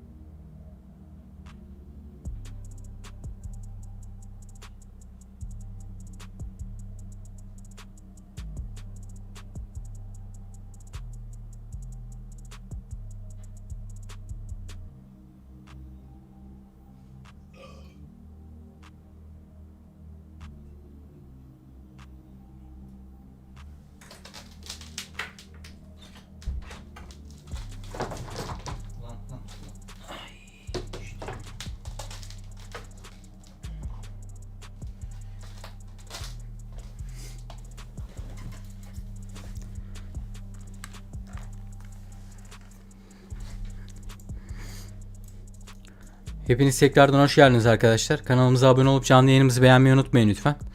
Ben yani kontrol ettim televizyondan da. Şu anda televizyonda yayınlanmakta ama hiçbir şekilde internette izlenmiyor. Biliyorsunuz ki aslında sahnelerini kükredin mi abi? Geldi mi o ses ya? Kusura bakma, o içeriden doğru gelmiş olabilir, belki salondaydım. Yani şu anda televizyonda yayınlanıyor. Gittim baktım, sizin için herhangi bir sıkıntı yok ama internette demem gibi hiçbir şekilde yayınlamıyorlar. Bu da aslında izleyicilerin hiç hoşuna gitmeyecektir. Miri hoş geldin. Aleykümselam, hoş geldiniz hepiniz.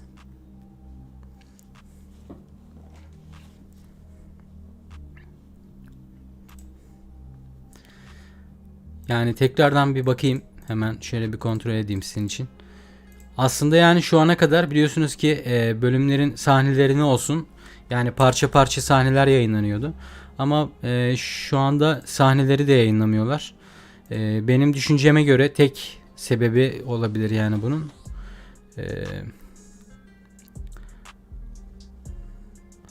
12'ye kadar koymazlar. Evet, olabilir. Yani sorun demişsin. Hoş geldin diyorum. Bir şey sormak için adını söylemedim. Benim düşünceme göre yani başka bir sebebi olamaz. Şu anda herkesin televizyonda izlemesini sağlamak istiyorlar. Ve reytinglerde de birinci sıraya oturmak için yapılmış bir hamle olduğunu düşünüyorum ben bunun. Başka da bir açıklama göremiyorum yani açıkçası. Özellikle de zaten belirttiler üstüne basa basa. Bölümün tekrarı olmayacak diye. Kendi kanallarında da yayınlamayabilirler yani. Size öyle söyleyeyim. Yani senaristin yapmış olduğu hamleler aslında bu sezon izleyicilerin zaten yeterince canını sıkmışken bir de üzerine böyle bir hamle yapmış olmaları aslında çok garip bir durum.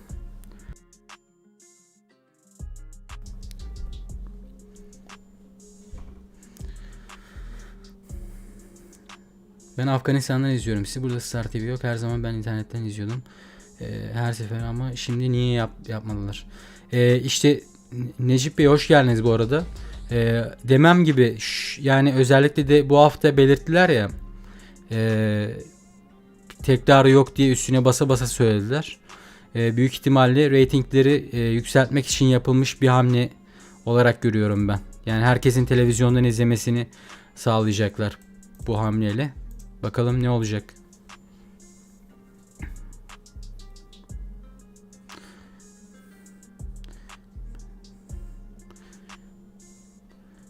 Yorumlarımı neden okumuyorsunuz? Okuyorum. Yayınlamıyorlar. Ben izliyorum ama. Yani şöyle, internet üzerinden şu anda hiçbir şekilde ulaşılmıyor. İzleyicilerin çoğu da zaten bu durumdan şikayetçi durumda. Herkes biliyorsunuz ki televizyondan izleyemiyor. Bu bölümü de yani hiçbir şekilde internete paylaşmayıp televizyondaki reytingleri yükseltmek için yapılmış olan bir hamle olarak görüyorum ben. Başka bir açıklama da bulamıyorum. Yani bölümün içerisinde ne olabilirdi yayınlamazlar. Başka bir seçenek yok yani açıkçası. Büyük ihtimalle bu yüzden şu anda vermiyorlar.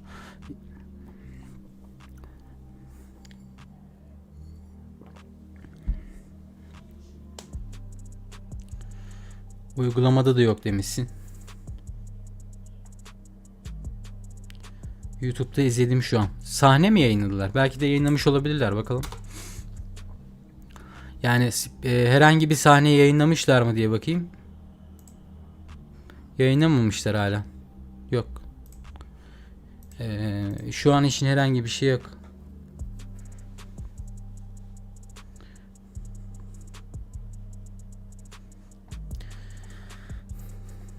Hepiniz hoş geldiniz bu arada arkadaşlar. Kanalımıza abone olup canlı yayınımızı beğenmeyi unutmayın lütfen. Çok teşekkür ederim destekleriniz için. Şu ana kadar burada bulunduğunuz için. Toplamda 189 oy gelmiş. Kendi aramızda yapmış olduğumuz bir anket bu tabi. %99'luk kısım Seyfer çiftinin yeniden bir araya gelmesini istiyorlar. Ama %11'lik bir kısım ise Sinan'la Seyran'ı yakıştırıyor herhalde. Yani Seyfer çiftinin bir araya gelmesini istemiyorlar. Ama bu azınlık bir kısım tabii ki de. Böyle bir durumda söz konusu değil. Birkaç bölüm içerisinde zaten Seyfer çiftini yeniden bir arada görmeye başlayacağız diye düşünüyorum. Fragman ya da ön izlemeyi izliyordur diye düşünüyorum demişsin. Aleykümselam, hoş geldin Mire tekrardan.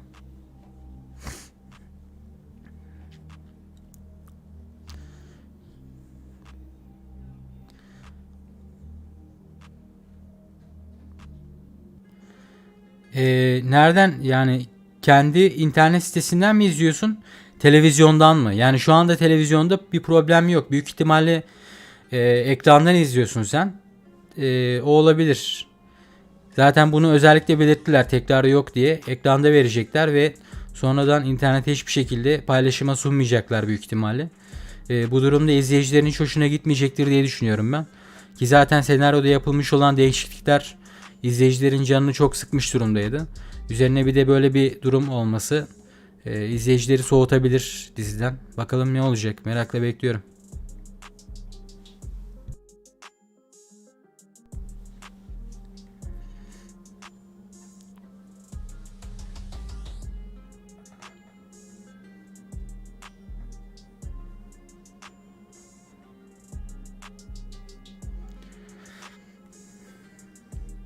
Yok yani şu anda bulamaz. Yani belki bölüm bittikten sonra yayınlarlar ama kendi kanallarında. Şu anda tam bölümü açıkçası girip de bulamaz yani. Bu hafta böyle bir durum yaptılar. İzleyiciler aslında bu duruma biraz sinirlendi bu hafta. Senaryoda yapılmış olan değişiklikler de aslında izleyicilerin canını çok sıkmıştı. Üzerine bir de böyle bir durum olmuş olması daha da üstüne bindi diyebilirim. Hepiniz tekrardan hoş geldiniz bu arada arkadaşlar. Kanalımıza abone olup canlı yayınımızı beğenmeyi unutmayın lütfen. Çok teşekkür ederim destekleriniz için. Yani benim düşünceme göre yapılan bu hamlenin tek sebebi olabilir. Tekrarını vermemeleri, yani hiçbir sahneyi internet üzerine sunmamalarının tek sebebi olabilir. O da televizyondaki, yani ekranlardaki reyting sıralamasında birinci sıraya oturmak, birinci sıraya çıkmak için yapılmış olan bir hamle olduğunu düşünüyorum ben. Aslında güzel bir düşünce. Dizinin ilerlemesi için, yani diğer dizilerin önüne geçmesi için yapılmış olan bir hamle olabilir. Ama izleyicileri aslında yapılmış bu hamleyle bir nebze de olsa soğutuyorlar diziden. Çünkü herkes televizyondan izleyemiyor biliyorsunuz ki. Bazı insanlar YouTube'dan izliyorlar. Bölüm bittikten sonra kendi kanallarında yayınlıyorlar. Oradan izliyorlar. Ya da internetten direkt kendi sitelerine girip oradan ulaşıyorlardı. Ama şu anda kimse ulaşamıyor. Bu da izleyicilerin hiç hoşuna gitmemiş durumda gibi duruyor.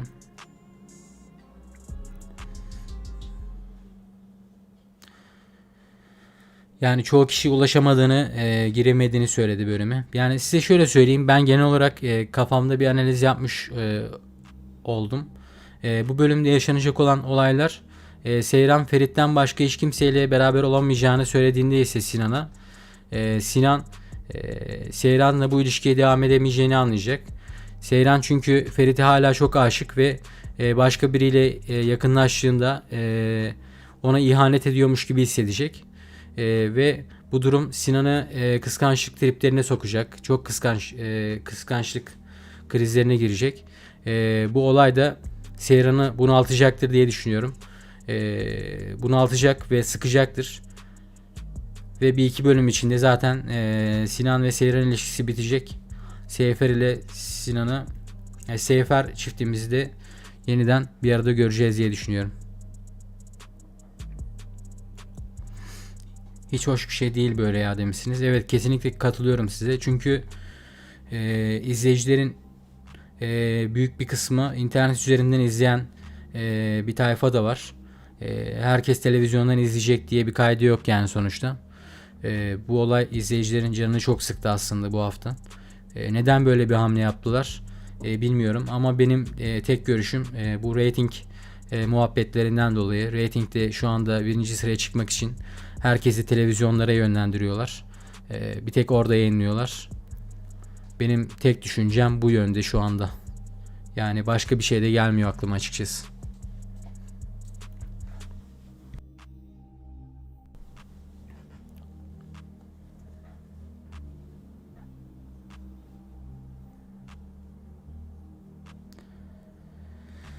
Yani şu an için Diyar'ın Ferit'le şey durumu var. Biliyorsunuz ki geçtiğimiz hafta Diyar'ın dedesi geldi. Diyar'ın Ferit'le evlilik durumlarını hızlandırmasını isteyecekler.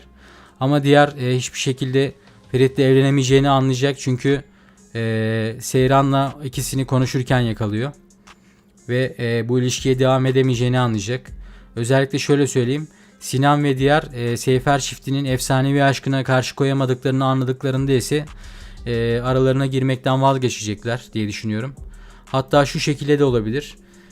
İlerleyen bölümlerde belki Diyar ve Sinan'ı da birlikte görebiliriz. Yani Seyfer çifti bir araya geldikten sonra Diyar ve Sinan birlik olup belki intikam alma çabaları olabilir. Belki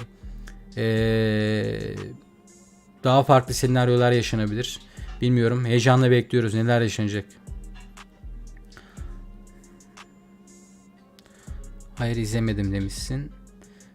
Şu anda evet, maalesef ki izleyemiyor hiç kimse. Ben az önce içeri gidip televizyondan baktım. Necip Bey ondan bahsetti büyük ihtimalle. Seni kastettiğini sanmıyorum. Arkadaşlar, bu arada hepiniz hoş geldiniz. Kanalımıza abone olup canlı yayınımızı beğenmeyi unutmayın lütfen. Çok teşekkür ederim destekleriniz için. Şu ana kadar burada bulunduğunuz için. Yani benim baktığım kadarıyla şu anda hiçbir şekilde ulaşılmıyor ve tekrarı olmayacak. O yüzden izleyebilenler bir şekilde televizyondan izlemeye çalışsın. Onun haricinde ulaşım sağlanmayacak. Kendi kanallarında da şu ana kadar normalde sahneleri yayınlıyorlardı. Ama bölümün sahnelerini de yayınlamıyorlar bu akşam.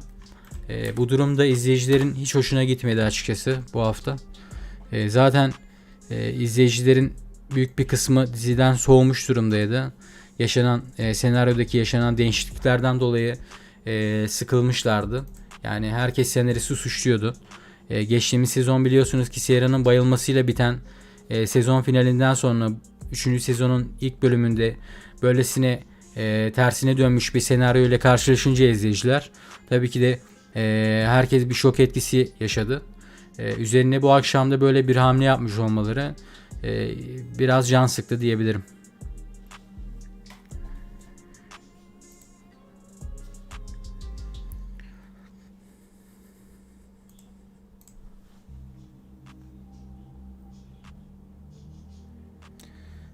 Sizler neler düşünüyorsunuz? Seyfer çiftini yeniden bir arada görmek istiyor musunuz? Yoksa Sinan ile Seyran'ı yakıştırıyor musunuz? Çünkü Ferit'in Diyar'la, Sinan'ın da Seyran'la olmasını isteyen de bir kitle var. Yani tekrar bir araya gelmesini istemiyorlar. Ama ben böyle bir durumun söz konusu bile olacağını düşünmüyorum. Çünkü 2 sezondur Seyfer çiftimiz bir sürü acı çektiler. Bir sürü sorunla yüzleştiler. Bu sezon bir nebze de olsa artık onları beraber ve mutlu oldukları sahneleri izleyerek görmek isterdik. İzleyicilerin de hepsi şu anda bu şekilde istiyor. Hatta senaristi çok fazla suçluyorlar. Senaristin artık bu yorumları göz önüne alarak hareket edeceğini düşünüyorum. Yani çünkü çoğu kişi izlemeyi bıraktığını söylemiş yorumlarda. Ne kadar doğru onu tabi bilemeyiz ama bu yorumları dikkate almaları gerektiğini düşünüyorum açıkçası. Çünkü izleyicilerin canını sıktılar bir tık. Geçtiğimiz sezon finali nasıl bitti? Bu sezon başladığında neler yaşandı? Sizler biliyorsunuz. Tam tersi bir senaryo izliyoruz şu anda. Aslında bunun da bir nedeni de şudur. Belki bilmeyenleriniz vardır. Sunan'ın söylemiş olduğu yalanlar sonucunda aslında Seyfer çifti ayrıldı. Ama bu gerçekler yakında ortaya çıkacak ve Seyran aslında hastayken tedavi görüyorken Ferit'in geldiğini öğrenecek ve onun bir suç olmadığını anladığında ise aşık olduğu adama geri dönmek isteyecektir.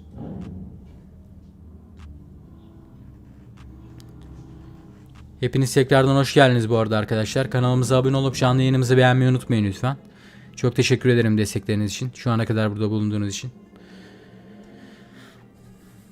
Sizler için tekrardan bir kontrol edeyim. Yani az önce de bakmıştım ama hiçbir şekilde ulaşım sağlanmıyor. Yani bölüm bittiğinde de kendi kanallarında da yayınlayacaklarını sanmıyorum. Ne olacak, ne bitecek, heyecanla bekliyoruz bakalım. Yani herhangi bir sahnede yayınlamadılar. Belki bölüm bittikten sonra yayınlama yapabilirler. Çünkü şu anda herkesi televizyona çekmek istiyorlar. Televizyondan izlenmesini istiyorlar. Ratinglerde yüksek sıralara ulaşabilmek için, hatta birinci sıraya oturabilmek için. Bakalım ne olacak, merakla bekliyoruz. Şu ana kadar bu arada 140 diyorum, pardon. 540 oy gelmiş toplamda. 540 kişiden %89'luk kısım Sefer çiftini yeniden bir arada görmek istiyorlar. %11'lik ufak bir kısım ise büyük ihtimalle Sinan'la Seyran'ı yakıştıran kitle. Yani Ferit'le Diyar'ı, Sinan'la da Seyran'ı yakıştıran bir kitle de var. %11'lik ufak bir kısım da olsa. Ama yan karakterler hiçbir şekilde başrol oyuncuyla beraber bir ilişkiye devam edemeyeceği için Seyfer çiftini 1-2 bölüm içerisinde maksimum tekrardan beraber göreceğiz ve bu sahnelerde izleyicilerin çok hoşuna gidecektir diye düşünüyorum ben. Sizler neler düşünüyorsunuz? Seyran ve Ferit'in yeniden birlikte olmasını istiyor musunuz? Özellikle Ayla Hanım'ın yapmış olduğu hamleler çok iyi ilerliyor şu anda. Yani Sinan'la Seyran'ı ayırıp Ferit'le ikisini yaklaştırmak için çaba gösteriyor kadın. Bazı kişiler Ayla Hanım'ı sevmese de dizide şu anda her ne kadar kötü bir karakteri canlandırıyor olsa da yani bu olay değişecektir. İzleyiciler sevecektir diye düşünüyorum. Çünkü Seyfer çiftinin yeniden bir araya gelmesinde çok büyük bir rol oynuyor şu anda kendisi. Bakalım neler yaşanacak, heyecanla bekliyoruz. Arkadaşlar bu arada kanalımıza abone olup canlı yayınımızı beğenmeyi unutmayın lütfen. Çok teşekkür ederim destekleriniz için. Yani Diyar, biliyorsunuz ki Diyar'ın geçtiğimiz hafta dedesi ve anneannesi gelmişti. Ferit'le evlenmesi için zorlayacaklar. Yani bu işlemleri hızlandırması için onu zorlayacaklar. Ama Diyar Seyran'la Ferit'i konuşurken yakalayacak ve onları gizlice dinlediğinde ise Ferit'le beraber olamayacağını anlayacaktır. Onun haricinde biliyorsunuz ki Seyran geçtiğimiz bölümde Sinan'ın yalanlarını yakalamıştı.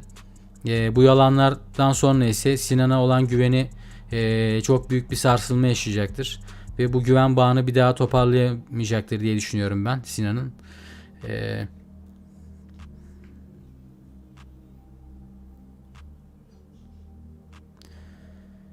Tam 33 dakika önce paylaşıma göre Diyar Ferit'le ayrılalım der. Ferit'le Diyar ayrılma kararı mı almışlar? Dediğinden onu anladım. Tam olarak anlayamadım yazdıklarını ama.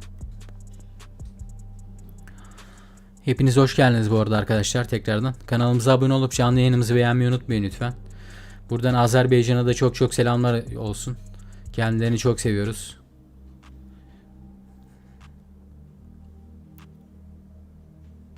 Seyfer yeniden birlikte olsun istiyorum demişsiniz.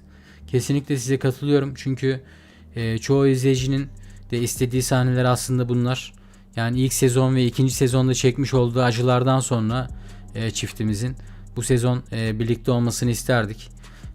Yani böyle sahnelerle başlamak isterdik aslında. Ama bu yeni katılan karakterlerle beraber hani diziyi biraz daha uzatmak için yapılmış olan çabalar olarak görüyorum bunları. Bu akşamki bu tekrarının verilmemesinin de sebebinin ben reytinglerde birinci sıraya çıkmak için yapılmış olan bir hamle olarak görüyorum. Yani başka da bir açıklaması olduğunu düşünemiyorum şu anda. Hepiniz tekrardan hoş geldiniz bu arada arkadaşlar. Kanalımıza abone olmayı unutmayın lütfen. Çok teşekkür ederim destekleriniz için. Sizler neler düşünüyorsunuz? Sinan'ın annesi Ayla Hanım sizce başarılı olabilecek mi Seyran'la Sinan'ı ayırmakta? Seyfer çifti yeniden birlikte olacak mı? Biliyorsunuz ki Seyran aslında Sinan'ın yüzüne vuracak bu bölümde bu konuyu. Ferit'ten sonra herhangi bir ilişkiye hazır olmadığını ve başka biriyle yakınlaşamadığını, ona ihanet ediyormuş gibi hissettiğini açıklayacak ve Sinan da Seyran'la ilişkisinin daha fazla ilerleyemeyeceğini anlayacaktır. Yani Seyfer çiftinin bu efsanevi aşkının önünde duramayacaklarını anlayacaklar Diyar'la Sinan. Sonrasında ise izleyicilerin istediği gibi Ferit ile Seyran'ın efsanevi aşkının yeniden doğuşunu izleyeceğiz diye düşünüyorum.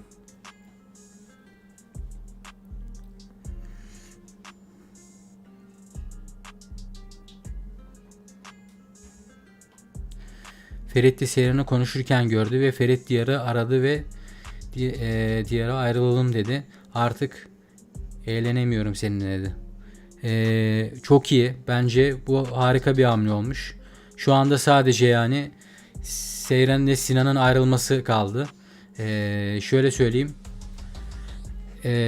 Sinan zaten bu bölümde Seyran'la yüzleşecek. Biliyorsunuz ki Seyran Sinan'la hiçbir şekilde ilişkiye devam edemediğini, Ferit'e ihanet ediyormuş gibi hissettiğini söyleyecek. Ve Sinan da bu durumdan sonra zaten Seyran'ın ilişkisine devam edemeyeceğini anlayacaktır diye düşünüyorum.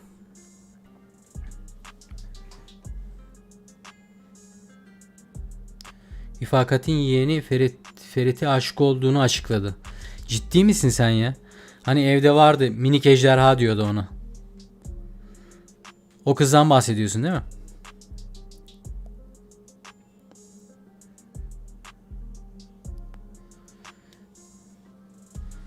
Zaten o kızda bir haller vardı. Evet, ben de seziyordum yani bir gariplik o kızda. Yani beklenmedik bir hamle olmadı aslında. Yani değişik değişik tavırları vardı çünkü. Minik ejder demekte haklıymış aslında Ferit.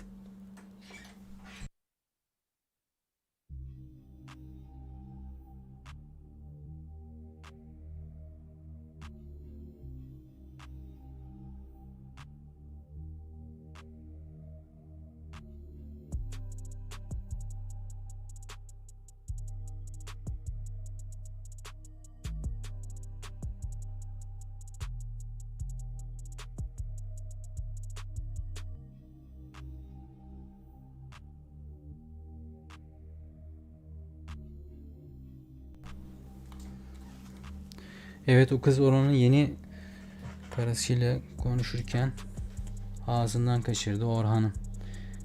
Ha Orhan'ın Orhan'dan hamile kalan kadından bahsediyorsun.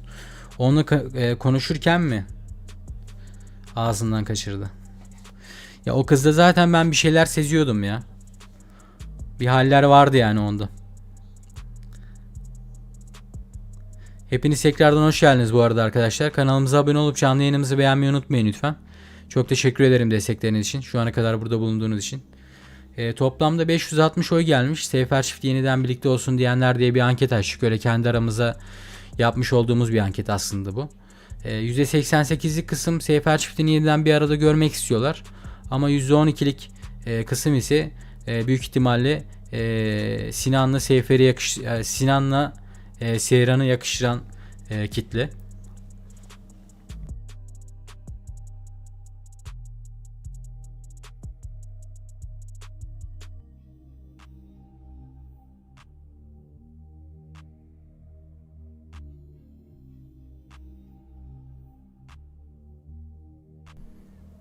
Sizler neler düşünüyorsunuz? Bu bölümün ekranlarda yayınlanmamasının sebebi sizce ne olabilir? Tekrar tekrar bunu söylediler. Tekrarı olmayacak diye özellikle belirttiler. Yani benim düşünceme katılıyorsunuzdur diye düşünüyorum. Yani sadece şu anda televizyonda yayınlamalarının sebebi şu olabilir. Herkesi televizyona çekerek reytinglerde birinci sıraya oynamaya çalışıyorlar. Benim düşüncem bu yönde. Başka da bir şey gelmiyor şu an için yani aklıma. Bu arada hepiniz hoş geldiniz tekrardan arkadaşlar.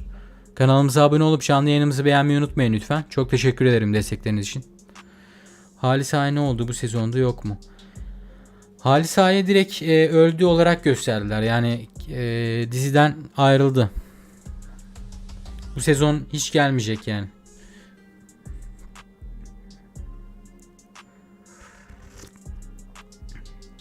Halis Ağa komple diziden çıktı diye biliyorum ben. Ve bu sezonun da biliyorsunuz ki belki duymayanlar da vardır. Bu sezonun final sezonu olacağı söyleniyor. Yani 4. sezon olmayacak diyenler olmuş. Net bir açıklama mı emin değilim ama bu sezon final sezon olacak diyorlar. Açıkçası ben bu sezonun final olmasını istemem. 4. sezonu da izlemek isterim. Çünkü yani oyunculara çok alıştık. Afra Saraçoğlu ve Mert Ramazan Demir'i ben açıkçası çok seviyorum ve kendilerini takip ediyorum yani yıllardır. Özellikle de 2 yıldır 3 yıldır kendilerini ekranlarda görüyoruz ve final yapılırsa eğer bu sezon bittikten sonra izleyiciler çok özleyecektir diye düşünüyorum. Yani çok ararız diye düşünüyorum yani kendilerini büyük ihtimalle. Arkadaşlar bu arada kanalımıza abone olup canlı yayınımızı beğenmeyi unutmayın lütfen. Çok teşekkür ederim destekleriniz için. Şu ana kadar burada bulunduğunuz için. Toplamda 573 oy gelmiş. %88'lik kısım Seyfer çiftini yeniden bir arada görmek istiyorlar. Ama %12'lik ufak az da olsa bir kısım büyük ihtimalle Seyran ile Sinan'ı yakıştıran kitle. Yani bu böyle bir durum olmayacak. Her ne kadar bir araya gelmesini istemeyen bir kitle de olsa sonuç olarak Seyfer çiftimizi artık beraber ve mutlu olduğu sahneleri görmek istiyoruz. Biliyorsunuz ki ilk sezon ve ikinci sezonda zaten bir sürü acı çektiler. Bir türlü bir araya gelemediler. Yaşadıkları acılar ve problemler aslında izleyicilere yetti yani şu ana kadar. Artık bu sezonda artık biraz daha beraber ve mutlu oldukları sahneleri izlemek istiyoruz yani.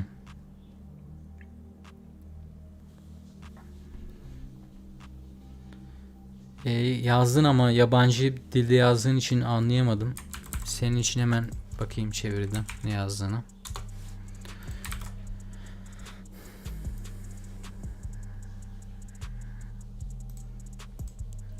Onu anlayamadık. Çeviride de çıkmadı ne demek istediğin. Bu arada hepiniz hoş geldiniz arkadaşlar. Kanalımıza abone olmayı unutmayın lütfen. Çok teşekkür ederim destekleriniz için. Sizler neler düşünüyorsunuz? Bu bölüm biliyorsunuz ki tekrarı olmayacak. Belki bölüm bittikten sonra kendi kanallarında yayınlayabilirler. O konuda net bir fikrim yok. Ama şu ana kadar herhangi bir sahne yayınlamadılar. Bu sahneleri yayınlamadıysalar eğer belki bölümü de yayınlamayabilirler kendi kanallarında. Yani benim düşünceme göre şu anda tek bir fikrim var benim. Başka da bir şey gelmiyor açıkçası aklıma. Yani şu anda internet üzerine hiçbir sahneyi ve bölümü yayınlamadıkları için herkesi televizyona yönlendirecekler. Herkes de televizyondan izlediğinde ise reytinglerde birinci sıraya oturacaklar. Birinci sıraya çıkacaklar. Aslında bunu amaçlıyor olabilirler yani. Benim aklıma tek gelen konu bu.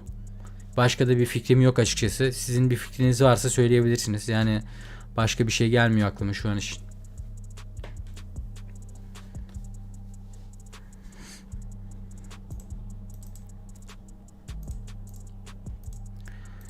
Bu arada Ayla Hanım'ı sevmeyen bir kitle oluşmuş ama Ayla Hanım yani Sinan'ın annesinden bahsediyorum. Sinan'ın annesi aslında her ne kadar kötü bir karakteri oynamış olsa da şu anda bu sezonda sonuç olarak Sinan'la Seyran'ı ayırmaya çalışıp Ferit'le Seyran'ı yakınlaştırmaya çalışıyor. Yeniden beraber olmalarını sağlamaya çalışıyor. Aslında iyi bir karakteri canlandırıyor. Ben kendisini sevdim bu sezon.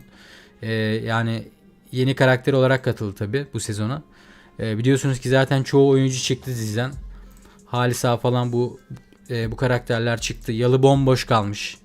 Yani Yalı'da kimse kalmamış.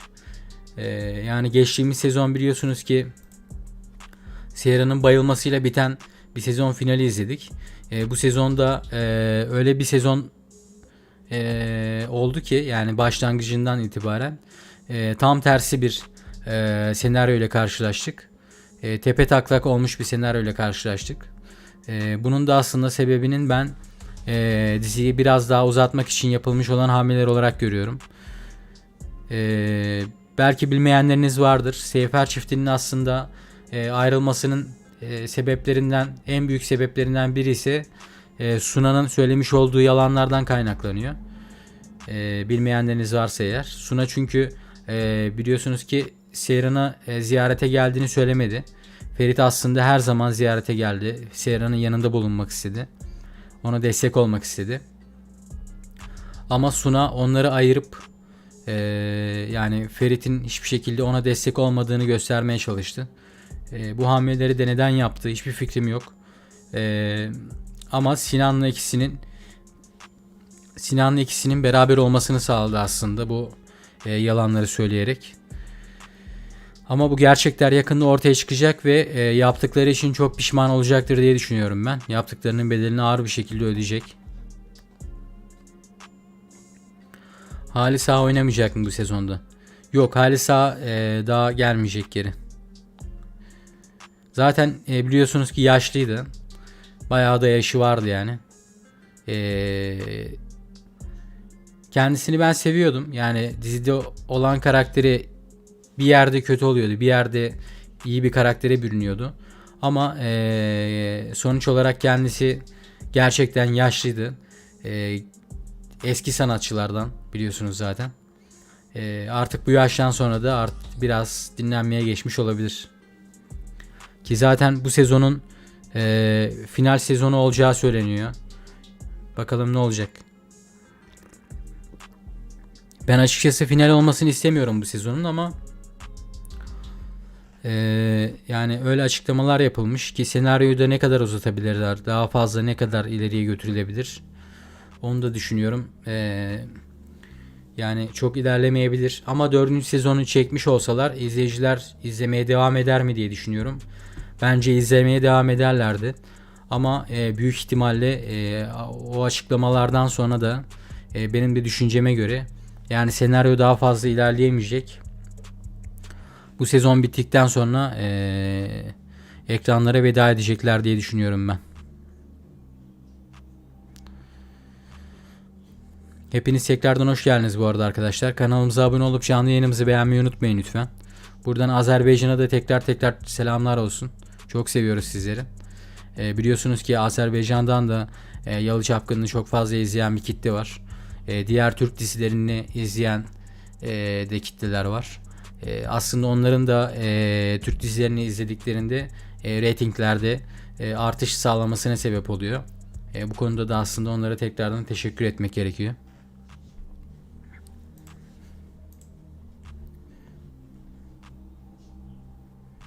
Sizler neler düşünüyorsunuz bu akşamki yaşanan bu olaydan sonra? Yani zaten izleyicilerin canı bu sezon ki yaşanan senaryodaki değişikliklerden sonra çok sıkılmıştı. Yani çoğu kişi izlemeye devam etmeyeceğini, diziyi bıraktığını söylemişti. Ve bu akşam da böyle bir durumla karşılaşmış olması izleyicilerin canlarını çok sıkmıştır diye düşünüyorum. Çünkü herkes biliyorsunuz ki televizyondan izleyemiyor. Yani bazı insanların evinde televizyon olmayabiliyor. Ya da iş yerinde oluyor. Onu geçtim, televizyonda izlemek istemeyebilir. Telefonundan ya da bilgisayardan izlemek isteyebilir. Bunu şu anda olanağını sağlamıyorlar. İnternete hiçbir şekilde paylaşımı açılmıyor. Dizinin sahnelerini de yayınlamadılar. Şu ana kadarki verilen sahneleri. Büyük ihtimalle bölüm bittikten sonra yayınlamaya başlayacaklar. Burada amaçlanan tek konu ise reytinglerde 1. sıraya çıkmak diye düşünüyorum ben.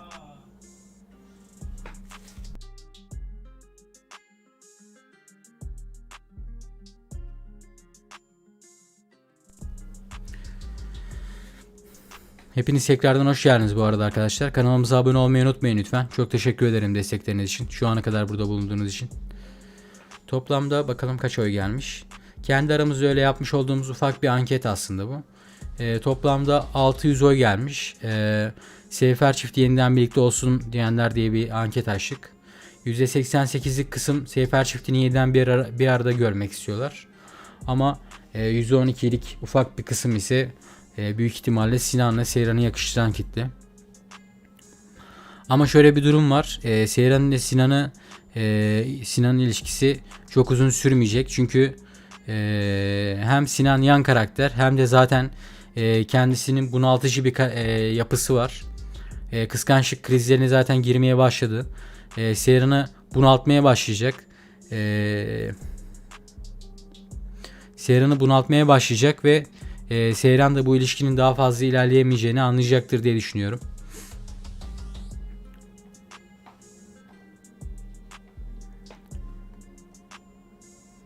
607 oy, 44 beğeni demişsin. Teşekkür ederim, sağ ol. Tekrardan söylediğin için. Yani çoğu kişi aslında 610 oy gelmiş. Çoğu kişi Seyfer çiftini bir arada görmek istiyorlar.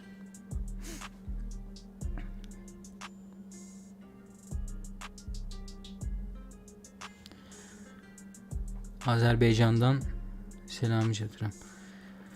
Hoş geldiniz. Azerbaycan'a da buradan tekrar selamlar olsun. Çok seviyoruz sizleri. Yani Türkiye'de yayınlanan dizilerin hepsini siz de seviyorsunuz. Biliyorum ki Yalı Çapkın'ı da çok seviyorsunuz. Aslında reytinglerin de yükselmesinin bir sebebi de sizsiniz. Yani reytinglerde aslında çok önemli bir pay sahibisiniz diyebilirim.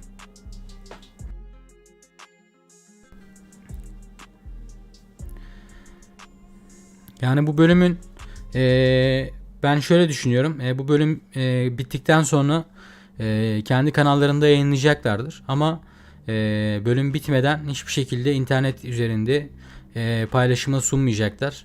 Reytinglerde artış yapmak istiyorlar. Diğer dizilerin önüne geçmek için. Çünkü bu akşam biliyorsunuz ki çoğu kanalda dizi aktif olarak şu anda ekranlarda yayınlanıyor. Yani geçtiğimiz sezonlara göre de bu sezon biliyorsunuz reytinglerde azalma yaşadı dizimiz. Yani televizyonlardaki izlenme oranlarını arttırmak için yapılmış bir hamle olduğunu düşünüyorum ben şu anda bunun. Başka da bir açıklaması olduğunu düşünmüyorum açıkçası. Sizin fikirleriniz varsa sizin fikirlerinizi merak ediyorum.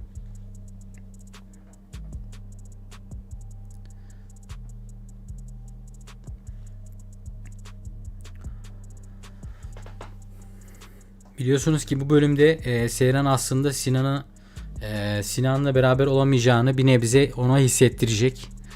Her ne kadar evli bile olmuş olsalar beraber olamayacağını Sinan'a hissettirecek. Çünkü Ferit'ten sonra başka biriyle ilişkiye hazır olmadığını, beraber olamayacağını söyleyecek. Hazır hissetmediğini söyleyecek. Bu durumda aslında Sinan'ın hiç hoşuna gitmeyecektir. Daha da kıskançlık krizlerine girecektir. Bu durum yani Sinan hoşuna gitmediğinde, kıskançlık krizlerine girdiğinde ise Seyran aslında bunalmaya başlayacak ve Sinan'dan uzaklaşmaya başlayacaktır. Ki zaten şu anda Seyran ve Ferit eskisi gibi biraz daha yakınlaşmaya başladılar ve ilerleyen bölümlerde daha da yakınlaşacaklar. Beraber çalışmaya başladılar biliyorsunuz ki. Çizim yapmaya ve beraber yan yana bulundukça bu aşk yeniden alevlenecektir. Ve bir iki bölüm içerisinde maksimum bir iki bölüm içerisinde bu aşkın doğuşuna, yani tekrardan doğuşuna şahitlik edeceğiz diye düşünüyorum ben. Bakalım neler yaşanacak, heyecanla bekliyoruz. Ankette yanlış yazım yapmışsın. Seyfer yeniden birlikte olsun diyenler. Evet, çok teşekkür ederim bilgiden dediğin için. K'yi yanlış yere koymuşuz ama sorun değil ya. O zaten okuyanlar onu anlıyor. Ki zaten şu anda da onu düzeltemiyorum. Anketi sonuçlandırmam gerekiyor. Onu ancak yayın bitmeden önce yapabilirim. Olsun, zaten okuyanlar anlıyor ki zaten şu ana kadar 620 oy gelmiş toplamda.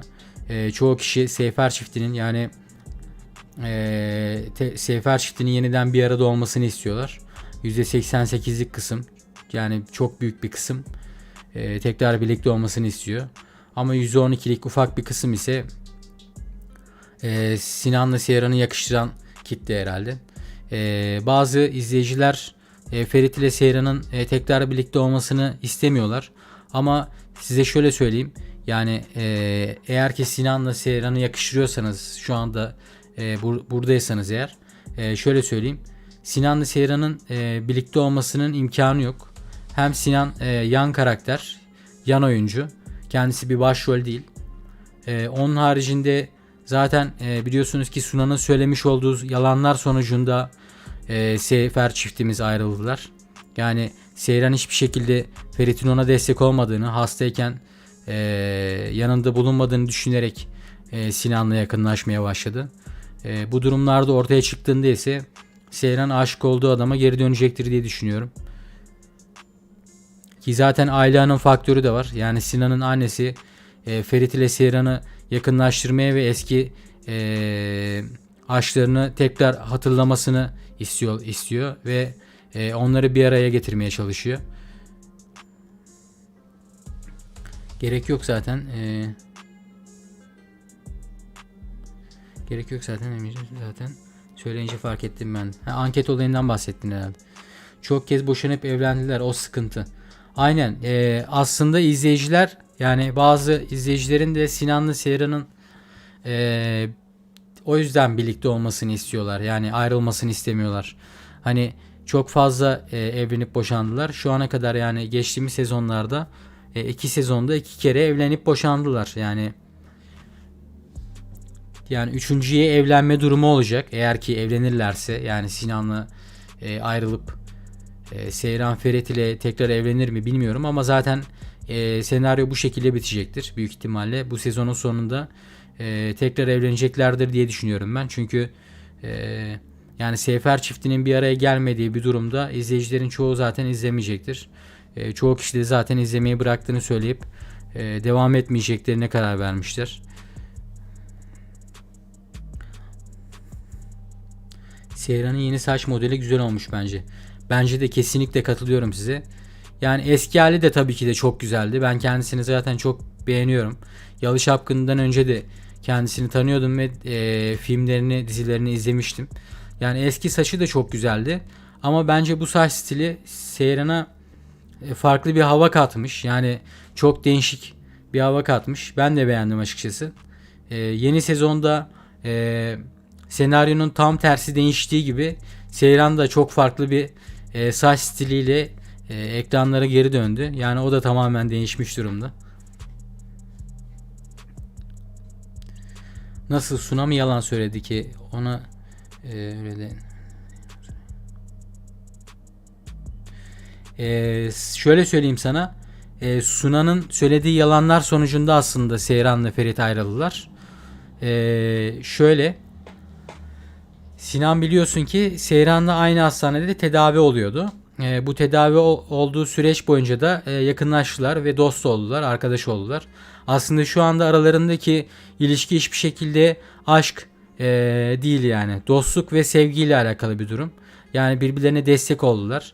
Bununla alakalı bir durum. Seyran, Ferit'in hiçbir şekilde onun yanına gelmediğini ve ona destek olmadığını düşünüyordu o dönemde.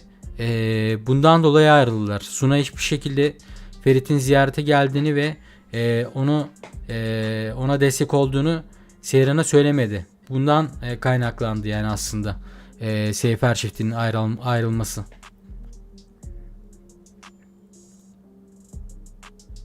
Hepiniz tekrardan hoş geldiniz bu arada arkadaşlar. Kanalımıza abone olup canlı yayınımızı beğenmeyi unutmayın lütfen. Çok teşekkür ederim destekleriniz için. Şu ana kadar burada bulunduğunuz için. Toplamda 633 oy gelmiş. Hala oranlar aynı. %88'lik kısım Seyfer çiftini yeniden bir arada görmek istiyor. %12'lik ufak bir kısımsa Sinan'la yakıştırıyor büyük ihtimalle Seyran'ı. Yani Suna'nın o olayını belki bilmiyor olabilirsin ama Suna'nın yalanları yakında ortaya çıkacak ve ortaya çıktığında ise yaptıkları için çok pişman olacaktır diye düşünüyorum ben. Bir de üstüne Abidin olayı var. Abidin'in de Korhanlardan olduğunu saklıyor şu anda. Yaptıklarının bedelini çok ağır bir şekilde ödeyecek. Ferit'in gittiğini görüyordu ama Seyran. Sen o sahneden bahsediyorsun. Hani hatta Çiçek de gelmişti Ferit. Yok, Çiçek de değil, pardon. Bahçede konuşmuşlardı. Hatta Sinan'la Seyran da ileride duruyorlardı. Aslında orada Seyran Ferit'i görüyor muydu? Tam hatırlayamadım şimdi ama. Yani ben sana şöyle özetleyeyim konuyu. Suna en başından beri Seyran'a Ferit'in geldiğini söylememiş. Yani ondan uzaklaştırıp belki de kardeşini korumak amaçlıydı yapmış olduğu bu planlar. Çünkü 2 yıldır, hani 2 sezondur beraberler ve hep birbirlerine acı çektirdiler. Hep bir problem yaşadılar.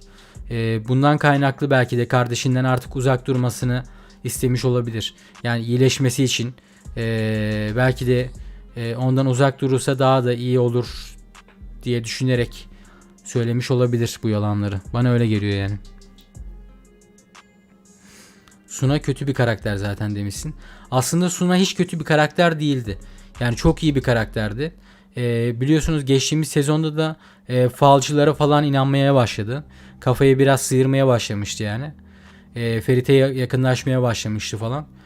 Sonradan toparlanmıştı. Ama bu sezon tekrar senaristlerin Suna'yı bu hale sokmuş olması Suna'yı bir tık böyle kötü karaktere eviriyor olabilir. Ama aslında Suna kötü bir karakter değil. Çok iyi bir karakter ve her zaman kardeşine sahip çıkmış bir karakterdi bu yaşına kadar. Ama senaryodaki yapılan değişiklikler Suna'ya da yansımış diyebilirim. Evet. Bak sana katılıyorum. Suna'nın yanından giderken görüyordu, sonra ağlamaya başlıyordu demişsin. O sahneyi biliyorum. Ben de izledim. Orada görüyor mu görmüyor mu net bir şey yok. Ama görüyorsa da eğer hani daha önce geldiklerini bilmiyor. Yani aslında destek olmadığını düşünüyor. Yani aslında ayrılmalarının en büyük sebebi de bu. Arkadaşlar bu arada kanalımıza abone olup canlı yayınımızı beğenmeyi unutmayın lütfen. Çok teşekkür ederim destekleriniz için. Şu ana kadar burada bulunduğunuz için. Yani sizler neler düşünüyorsunuz? Seyfer çiftinin yeniden bir arada olmasını istiyor musunuz? Yoksa Ferit'le Seyran'ın tekrar birlikte olmasını istemiyor musunuz? Çünkü böyle de bir kitle mevcut şu anda. Hep boşanıp tekrar hani 2 kere boşanıp evlendiler şu ana kadar. Bu yüzden Sinan'la Seyran'ın ayrılmasını istemeyen de bir kitle mevcut.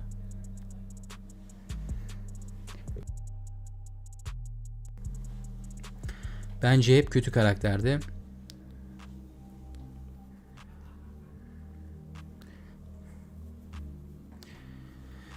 Kardeşi Ferit'le evlendi diye kardeşine düşman olmuştu.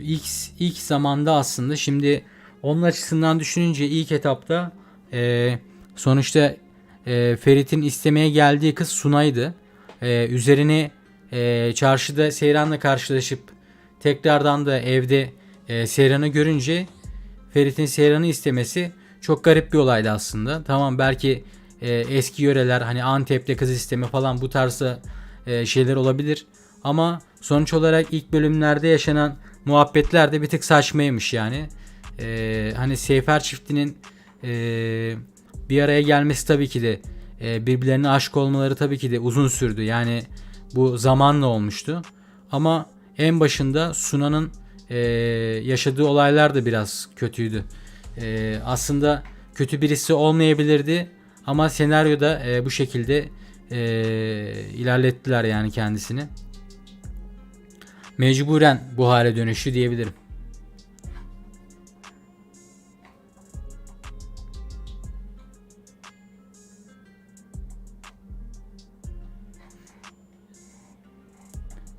Olabilir. Bazen otomatik klavye hatalar yapabiliyor biliyorsun. Arkadaşlar bu arada hepiniz tekrardan hoş geldiniz. Kanalımıza abone olup canlı yayınımızı beğenmeyi unutmayın lütfen. Çok teşekkür ederim destekleriniz için. Şu ana kadar burada bulunduğunuz için. Bu akşamlık benden bu kadardı. Ben kaçayım. Yafes sen de şu ana kadar burada bulunduğun için çok teşekkür ederim sana. Chat'te bayağı aktifliğini korudun. Abi ben ne yazdığımı okuyamadım, sen okudun. Yani ben de fikir ürettim açıkçası, öyle söyleyeyim sana. Arkadaşlar çok teşekkür ederim destekleriniz için. Kanalımıza abone olup canlı yayınımızı beğenmeyi unutmayın lütfen. Benden bu akşamlık bu kadardı.